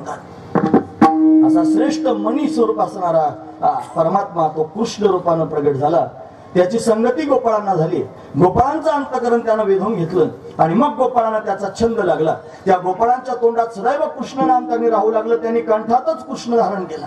त्याचा परिणाम काय झाला असेल तर त्या कृष्णाची कृपा झाली आणि कृपा होऊन त्यांनी अद्वैत बोध त्यांनी जीवनामध्ये प्राप्त झाला आणि त्या बोधानं दृष्टी प्राप्त झाली. महाराज काय दृष्टी प्राप्त झाली? फक्त कृष्ण कृष्ण म्हणून जन्म घालून वेगळं आणि कृष्ण नामाच्या माध्यमातून बोधापर्यंत जाणं आणि पूर्णत्व प्राप्त करून घेणं वेगळं. एखादा पूर्णत्व द्यायला आलं तरी म्हणतो नाही मी फक्त कृष्णाचं नामचिंतन करीन. त्यावेळेला असं समजून घ्यावं की कृष्णानंच याला पाठवलंय मला पूर्णत्व देण्याकरिता. तो कृष्ण परमात्मा कृपा करण्याकरिता तयार आहे म्हणून त्या परमात्म्याची कृपा अंतकरणामध्ये त्यांनी प्रगट व्हावी. काय होतं मग कृपा केल्यानंतर? ते जे श्री गुरु मघाची शृंखला इथे येऊन थांबते. मग तो परमात्मा कृपा करतो, श्री गुरूंच्या रूपाने प्रगट होतो, मस्तकावर हात ठेवतो आणि अद्वैत बोध प्राप्त करून देतो. मग काय होतं त्या अद्वैत बोधानं? अपरोक्ष ज्ञान होतं. मी आत्मा ब्रह्मरूप आहे असं ज्ञान होतं. जो स्वतः त्यांनी ब्रह्मरूप आहे असा बोध तयार होतो आणि जो स्वतः देवरूप झाला त्याला दृष्टी सुद्धा देवरूपाची प्राप्त होती. झाला अंगी देव होईल आपण तयासी हे जन अवघे देव. झाली संध्या संदेह माझा गेला आत्मा राम हृदय प्रगटला. अशी त्यांनी स्थिती त्याला निर्माण होते आणि सर्वत्र परमात्माच परमात्मा दिसू लागतो. खरा पारमार्थी कोण आहे? ज्याला त्यांनी सर्व ठिकाणी परमात्मा दिसतो तो. पण परमात्म्याला जाणावं, परमात्म्याला पाहावं आणि मग परमात्म्याला भेटावं. गोपाळ परमात्म्याला त्यांनी भेटतायत पण ते भेटण्याच्या आधी त्यांनी परमात्म्याला त्यांनी पाहिलंय आणि फक्त पाहिलं नाही त्याला जाणलंय. म्हणून खऱ्या वारकऱ्याने काय केलं पाहिजे? परमात्म्याला जाणलं पाहिजे. जो सर्वाधिष्ठान आहे, सगळ्या जगताचा अधिष्ठान आहे परमात्मा. ब्रह्मरूपानं परमात्म्याला जाणावं. तेच असणारं ब्रह्म आहे. ते त्यांनी मला शबलत्वाला आलं आणि त्याने संपूर्ण विश्व निर्माण केलं. तो परमात्मा याच्यात अभिन्न निमित्त उपादान कारण रूपानं व्याप्त झाला. सगळ्या चराचर विश्वामध्ये तोच परमात्मा गच्च भरलेला आहे. म्हणून कणाकणात परमात्म्याला पाहावं, माणसा माणसात परमात्म्याला पाहावं आणि फक्त पाहू नये, त्याला पाहून त्याच्यावर प्रेम करावं. नाही तर परमार्थ करायचा फार चांगलं त्यांनी भजन म्हणायचं, फार चांगल्या पोथ्या वाचायच्या, सगळ्या लोकांच्या दृष्टीने त्यांनी परमार्थिक व्हायचं आणि सगळ्या जगाबरोबर तुसडे प्रमाणे वागायचं. सगळ्या जगाचा द्वेष करायचा, सगळ्या जगाचा मत्सर करायचा, सगळ्या जगाच्या उन्हेतून त्यांनी पाहत फिरायचं, हा परमार्थ नाही. मग बहु केले पाठांतर, वर्म राहिले ते दूर. खरं वर्म तर हे आहे की माणसा माणसात परमात्मा पाहावा. म्हणजे खरी भक्ती तीच आहे, जे जे भेटे भूत ते माने जे भगवंत. हा भक्तियोग निश्चित जाणं माझा. म्हणून सर्वांमध्ये परमात्म्याचा प्रकाश पडावा, सगळ्यांमध्ये परमात्मा प्रत्यक्ष प्रतीला यावा, ही जास्त महत्वाची गोष्ट आहे. आपण परमार्थ करतो आहोत, पण परमार्थाच्या नियमानुसार आपण परमार्थ करतो असं नाही. म्हणून त्यांनी महाराज नियमात परमार्थ करा. नियमात परमार्थ काय असेल तर माणसा माणसात त्यांनी परमात्मा, कणाकणात परमात्मा पाहून त्याच्यावर भरभरून प्रेम करणं, हे खरं परमार्थाचं तत्व आहे महाराज. म्हणून कृष्ण परमात्म्याची संगती झाली, त्याला कंठात धारण केलं, त्याचा परिणाम बोध जीवनामध्ये प्राप्त झाला आणि तोच परमात्मा आता सर्व ठिकाणी व्याप्त रूपाने प्रतीला येऊ लागला. मग स्वतःची आठवण विसरली, स्वतः परमात्म्यात एकरूप झाले. आता वेगळं करायचं काही काम शिल्लक राहिलं नाही. या गोपाळांच्या जीवनामध्ये त्यांनी परमात्म्याशी ऐक्य प्राप्त झालं, अभेद स्थिती प्राप्त झाली. विशेष असणारा काला गोपाळांच्या जीवनामध्ये त्यांनी जो ब्रह्मैक्य ज्ञानाचा भगवंताच्या चिंतनानं प्राप्त झाला आणि सर्वत्र परमात्म्याला अशा पद्धतीने पाहतायत आणि म्हणून भगवंताच्या अवतीभोवती उड्या मारतायत. तो काल्याची अपेक्षा भगवंताकडून अशा पद्धतीने करतायत. मग काय हे झालं असेल तर त्यांनी कंठात कृष्णमणी धारण केला. म्हणून महाराज वर्णन करून सांग, कंठी धरिला कृष्णमणी हो, कंठी धरिला कृष्णमणी, कंठी धरिला कृष्णमणी हो,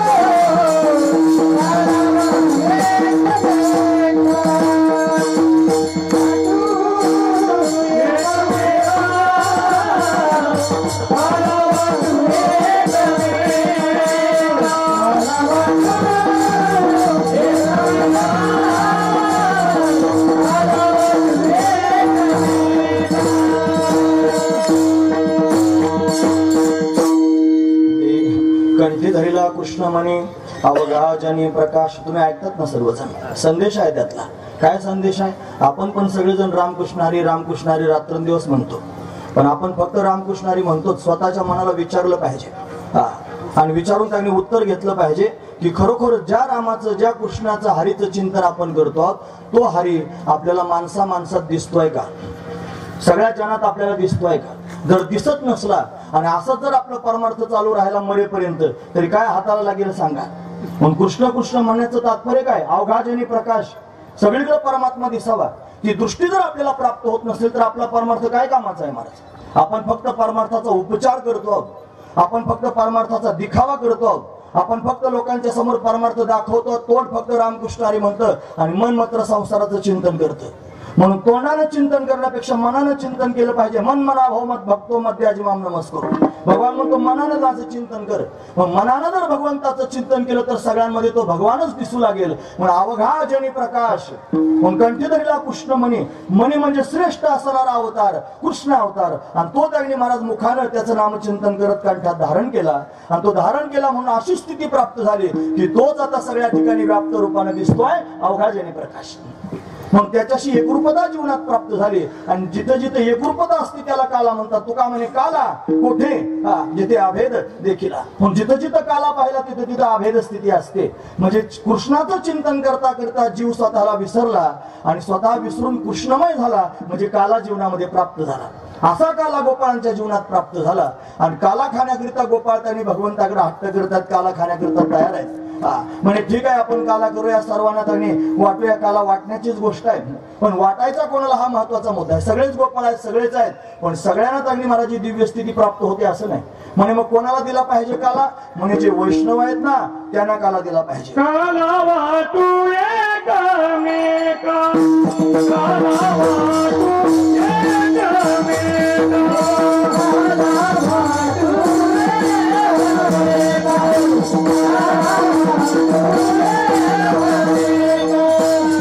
वैष्णवनीका, वैष्णवनीका, वैष्णवनीका,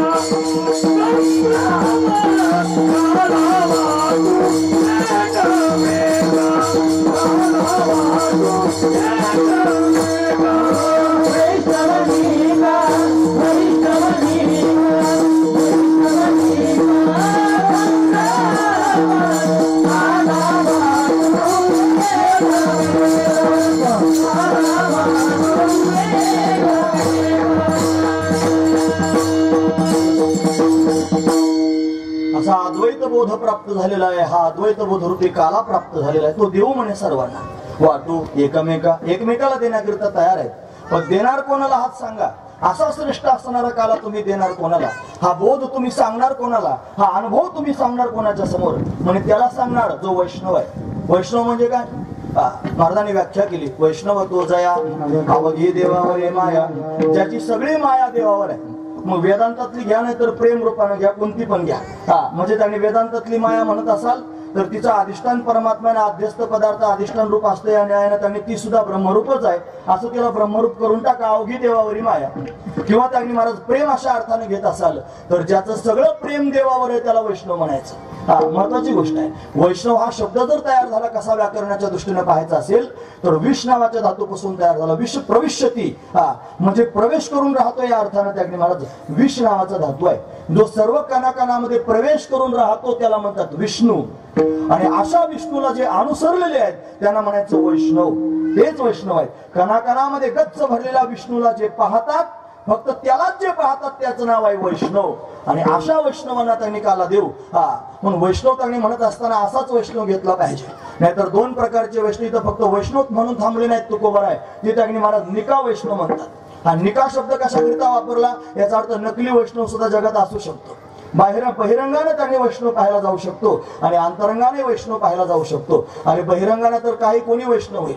10-12 ठिकाणी गण लावला चांगला ठसठशीत ढवळे कपडे घालून त्यांनी लोकांच्या समोर आपण फिरायला लागलो की लोक आपल्याला वैष्णव म्हणतात. महाराज महत्वाची गोष्ट आहे. गुरुजी म्हणायचे सगळ्या अंगाला गण लावल्याने काय परमार्थ होतो? म्हणे चट्ट्या पट्ट्याचा वाघ त्याला म्हणायचे. साऱ्या अंगाला चट्टेपट्टे लावायचे.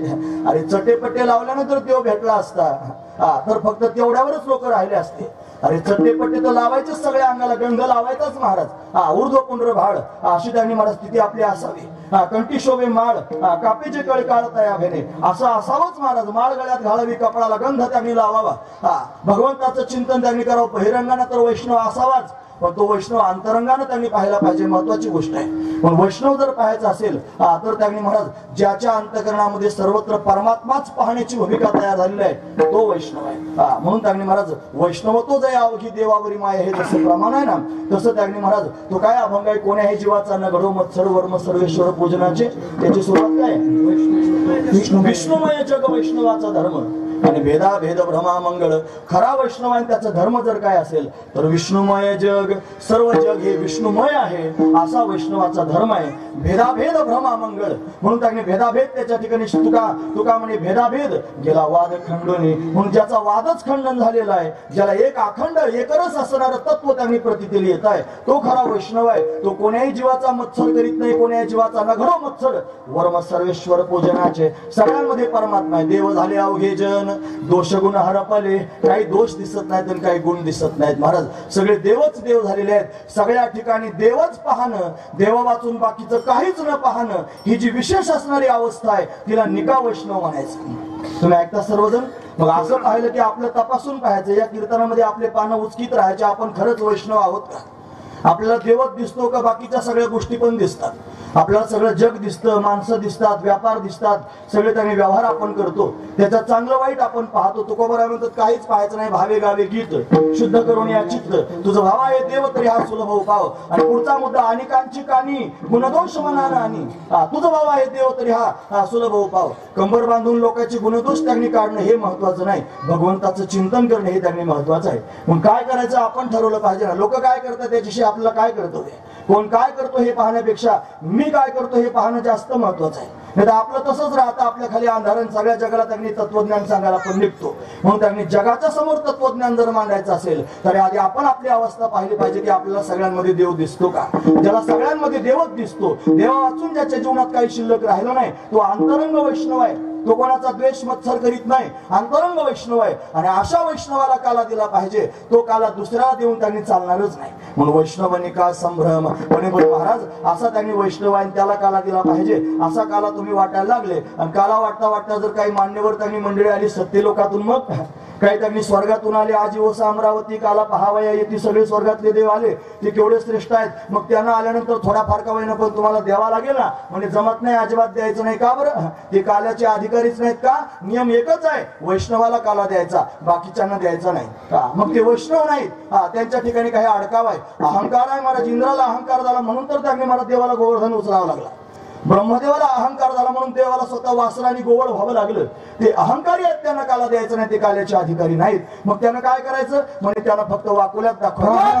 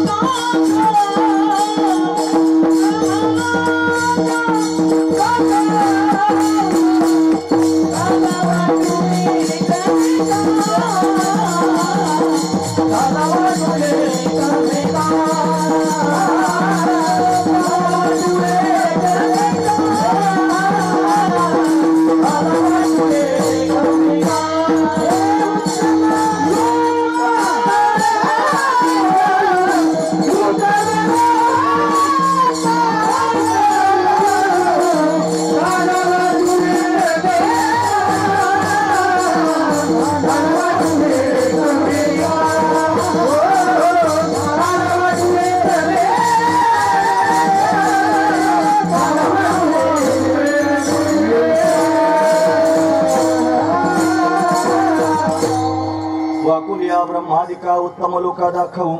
उत्तम लोकातून जरी कोणी आलं तरी त्यांना काला द्यायचं नाही, त्यांना वाकोल्या दाखवल्या पाहिजेत. ब्रह्मदेवाला सुद्धा म्हणजे एवढा श्रेष्ठ ब्रह्मदेवान सृष्टी निर्माण करतो, म्हणजे सृष्टी निर्माण जरी करत असला तरी अभेद तत्वाला प्राप्त झाला नाही. तो पुनरावृत्तीच्या मापाशी झाला, तो विश्वविजाचा सातोपा जरी असला तरी त्याला परत जन्म मरणाला यावं लागतं. म्हणजे तो त्यांनी महाराज या स्थितीत बसत नाही, त्याला काला द्यायचा नाही.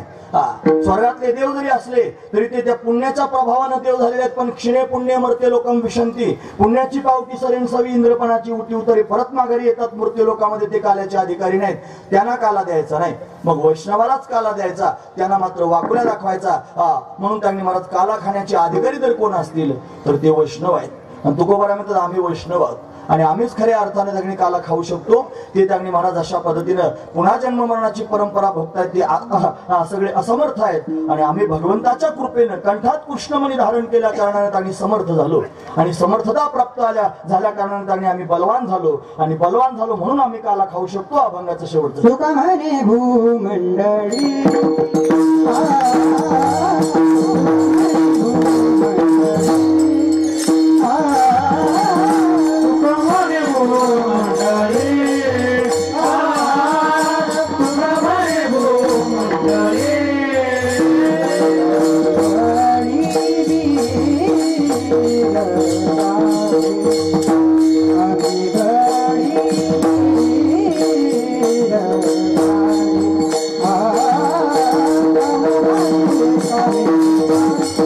Ah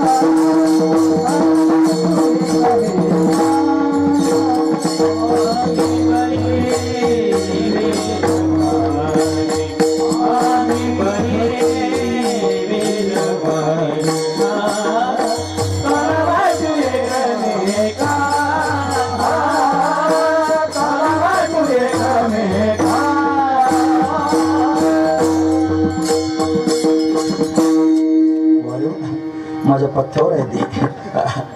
तुका म्हणे भूमंडळी आम्ही बळीवीर गाढे, आम्ही या भूमंडलावरती वीर बळी आहोत, गाढे त्यांनी बलवान आहोत, पण आम्हीच त्यांनी काला खाऊ शकतो. ऐका, 3 प्रकारचा काला जो असतो त्याच्यातला दहीलाहीचा काला, हरिनामाचा खिचडी काला आणि जो ब्रह्मैक्य ज्ञानाचा काला, म्हणून हे 3 काले एकमेकाशी जोडलेले आहेत महाराज. पण फक्त दहीलाई खाऊनच उड्या मारायच्या असं नाही, त्याच्यातून दुसऱ्या काल्यात प्रवेश करायचा, तो हरिनामाचा खिचडी काला. हा काला खाल्ला की मग हा एवढा पवित्र काला आहे, तुम्हाला माहितीये याचं एक शीत जरी हाताला लागलं लोक तुडवतात महाराज पायाखाली. याचं एक शीत जरी हाताला लागलं, लाही शीत लागे हाती आणि दोष देखोनी त्या पळती, हाताला लागलं तरी दोष पळतात. आणि निळामणी क्षीराचा बुंद लागता पावे ब्रह्मानंद, आणि एक त्यांनी बुंद खाल्ला तर ब्रह्मानंद प्राप्त होतो, एवढं सामर्थ्य या काल्याचं आहे. हा खाल्ला की त्यांनी महाराज देवाचं नाव घ्यायला लावणं लोकांना बळजबरी, त्यात फरक आहे. आणि स्वतःहून देवाचं नाव तोंडात येणे याच्यात फरक आहे. नाही तर मोले घातले रडाया नाही आसू आणि माया, म्हणून बळत त्यांनी देवाचं नाव घ्या असं म्हणलं की लोक रामकृष्ण रामकृष्ण हरी म्हणतात, पण मनापासून रामकृष्ण हरी तोंडात येणं याच्यात फरक आहे. पण हा काला खाल्ला की आतून रामकृष्ण हरी बाहेर येतंय, महत्वाची गोष्ट आहे. दुसरा काला प्राप्त होतो, आणि तो प्राप्त झाला की त्या परमात्म्याचं चिंतन होतं, कंठातच परमात्मा त्यांनी राहतो, मग सगळ्या जगात प्रकाश परमात्मा स्वरूपाचा पडतो, म्हणजे अभेदाचा काला, जीव ब्रह्मैक्य ज्ञानाचा काला प्राप्त होतो. तिसरा काला आहे महाराज, म्हणून तो काला त्यांनी जीवनामध्ये प्राप्त झाला पाहिजे. त्यानं कारण शरीर नष्ट होईल. हा काला खाल्ल्यानं त्यांनी स्थूल शरीर पुष्ट होतं, हरिनामाच्या खिचडी काल्यानं सूक्ष्म शरीर संतुष्ट होतं, आणि जीवब्रह्मैक्य ज्ञानाच्या काल्यानं कारण शरीर नष्ट होतं. आणि कारण शरीर नष्ट झालं की जीवनमुक्त अवस्था प्राप्त होते. आणि जीवनमुक्त अवस्था प्राप्त होणं म्हणजे बलवान होणं, गाढे बलवान होणं. याचा अर्थ काय तर जीवनमुक्त होऊन त्यांनी भगवंताच्या लीलेत सहभागी होऊन अशा पद्धतीनं क्रीडा करणं, हा त्याचा अर्थ आहे. मग या भूमंडलावरती आम्ही अशा पद्धतीने बलवान वीर आहोत, काला खाण्याचे अधिकारी आहोत. दुसऱ्याला कोणाला देणार नाही, तो वैष्णवालाच दिला पाहिजे, निक्या वैष्णवाला दिला पाहिजे, दुसरा काल्याचा कोणी अधिकारी नाही. हे तुकोबाराने या माध्यमातून त्यांनी सांगायचे. वाटण्याकरिताच आहे काला, आपण तो त्यांना दिला पाहिजे. म्हणून त्या जातीचं कोणीतरी सापडलं पाहिजे. माझ्या जातीचे मज भेटो कोणी, आवडीची धनी फेडावया. काल परवा त्या चिखली घाटात आम्ही कीर्तनाला गेलो होतो, तिथं पाटील काका येऊन बसले, ते तुम्हाला माहित असतील कदाचित. फार श्रेष्ठ त्यांचा अधिकार आहे, जे सुरेगावच्या स्वामींच्या बरोबर त्यांनी राहत होते. थोडं 5 मिनिटं त्यांच्याशी त्यांनी बोलणं झालं, एवढा आनंद आला त्या 5 मिनिटाच्या बोलण्यात की कीर्तन सगळं त्यांनी आनंदाने विभोर त्यांनी झालं. त्याचं कारण एवढंच आहे की कोणीतरी जातीचं सापडलं की त्या मुद्द्यावर बोलायला फार समाधान वाटतं महाराज. पण माझ्या जातीचे मज भेटो कोणी, आवडीची धनी फेडावया. म्हणून अशा पद्धतीनं ह्या विचारांची देवाणघेवाण झाली पाहिजे. पण ते विचार ऐकण्याकरिता कोणीतरी समतुल्य असलं पाहिजे. आपलं ब्राह्मणी गाव पवित्र आहे, पावन आहे महाराज. त्याचं कारण सांगतो. इथं मौलिक ज्ञानोबरांनी अमृतानुभवाची रचना केली. तुम्ही मान्य करा अगर नका करू, मला त्याच्याशी काय कर्तव्य. मला गुरुजी मान्य आहेत. गुरुजी म्हणजे वैकुंठवासी रंगनाथ महाराज परभणीकर. मला वक्ते बाबा मान्य आहेत की ज्यांनी त्यांनी महाराज चरित्रामध्ये स्पष्ट लिहून ठेवले. कोण काय म्हणते याच्याशी काय कर्तव्य आता आम्हाला राहिलं नाही. पदरच टाकून दिला डोक्यावरचा. आता काय मनगटावर तेल घालून बोंब मारायचं असेल, कोणाला मारू पडते, काय घेणं देणं राहिलं नाही महाराज. कोणाच्या तालावर नाचायचं काय काम नाही. देव नवरा केलाय म्हणून त्या नवऱ्याच्याच हाताखाली नांदलं पाहिजे. लोकांच्या हाताखाली नांदून काय उपयोग आहे. कोण काय म्हणते याच्याकडे आमची नजर नाही. आता लोक त्यांनी काय म्हणत असतील म्हणू पडते त्यांच्या घरी. म्हणून त्यांनी स्पष्ट बोललं पाहिजे, महत्वाचं बोललं पाहिजे. तुम्हाला त्यांनी मान्य करायचं असेल तर करू शकता. इथं अमृतानुभवाची रचना झाली. अमृतानुभव म्हणजे सिद्धानुवाद. सिद्धानुवाद म्हणजे काय, 2 सिद्ध पुरुषांमध्ये असणारा अनुवाद. महत्वाची गोष्ट आहे. म्हणजे ज्ञानोबरायांना चालता चालता निवासाहून निघाल्यानंतर निवृत्तीनाथांनी विचारलं, ज्ञाना सगळ्या जगाच्या उद्धाराची साधना त्यांनी सांगितलीच गोष्ट खरी आहे, पण तुझा अनुभव काय. मग गुरुजींनी मला अनुभव विचारला. इथं आले आणि इथं महादेवाच्या मंदिरात त्यांनी थांबले आणि इथून निवृत्तीनाथ महाराज परवारा संगमावर त्यांनी स्नान करण्याकरिता गेले. ज्ञानोबराय थांबले आणि 10 दिवसाचा कालावधी मोडला. त्याच्यात 10 प्रकरणं लिहून काढली. गुरुजींच्या समोर आपला अनुभव व्यक्त करायचा आहे. याचं नाव आहे काला. जो अमृतानुभव त्यांनी अशा पद्धतीने प्रगट करतात आणि त्यांच्या समोर सांगतात. काला वाटू एकमेका. या दिव्य असणाऱ्या त्यांनी तत्वाची देवाणघेवाण हीच त्यांनी अवघाजनी प्रकाश हा काला. आणि तो काल्याचा अनुभव त्यांनी अशा पद्धतीने प्रगट करणं तुमच्या गावात खऱ्या अर्थानं तो काला झाला. म्हणून इथं मुक्ताईनं वास्तव्य केलं. ब्राह्मणी कशाला म्हणायचं, ती खरी ब्राह्मणी आहे. ब्राह्मण तर खरी ती आहे महाराज. म्हणून तिच्या नावानं तुम्हाला ब्राह्मणी म्हणून ओळखलं जातं. महत्वाची गोष्ट आहे. असो ते सांगायचं त्यांनी प्रसंग नाही.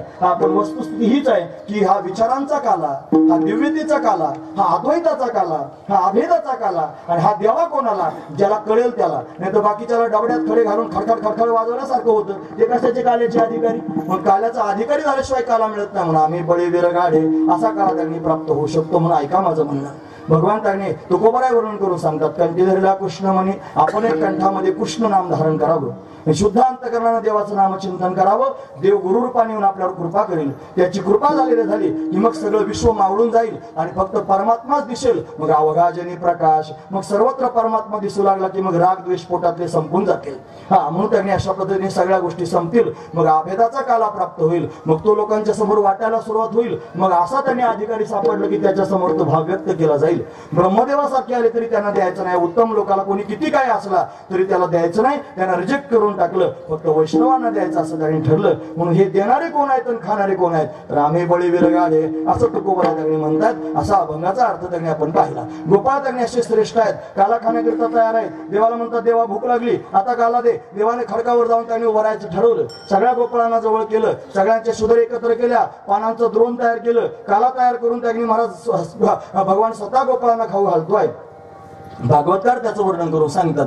अरे अभिव्रत वेणुम जठर पटयो शृंग वेत्रेच कक्षे वामे पानो मश्रुण कवलम तत्फलान्यंगुलीषु तिष्ठन् मध्ये स्वपरी सुरधो हासे नर्म विस्वै स्वर्गे लोके मिषति बहुजे यज्ञ भोगबाल केली गोपाल कृष्ण भगवान की जय. अशा पद्धतीने काला गोपाळांना दिला. गोपाळ सगळे संतुष्ट झाले. हा प्रसंग इथपर्यंत सांगायचा असतो. आणि अशा पद्धतीने गोपाळांना आनंद प्राप्त झाला. कन्हैया त्याने अजूनही लीला करतोच आहे. त्याच्या लीला काही बंद नाही. तो वनात जरी गेलेला असला तरी पण त्याने महाराज गोपिकांना त्यांनी रानात जाणाऱ्या गोपिकांची माठ त्यांनी फोडून टाकायची, नाकाबंदी करायची, परत गोपिकांनी घरी गारणं सांगण्याकरिता जायचं. ही त्यांनी शृंखला सुरूच होती सर्वांचं चित्त वेधून घेण्याकरिता. असा कन्हैया लीला करतोय. त्याची ही लीला आपण या ठिकाणी पाहिली. काला दोघांमध्ये होतो, देव आणि भक्तांमध्ये. म्हणून देव कीर्तनामध्ये उभाच असतो. भक्तांना अशा पद्धतीने आमंत्रित केलं पाहिजे. म्हणून कोण निके वैष्णव असतील ते ज्ञानोबर आहेत, तुकोबर आहेत. मोठ्या प्रेमाने त्यांचं चिंतन करून आपण थांबूया. हे ज्ञानेश्वर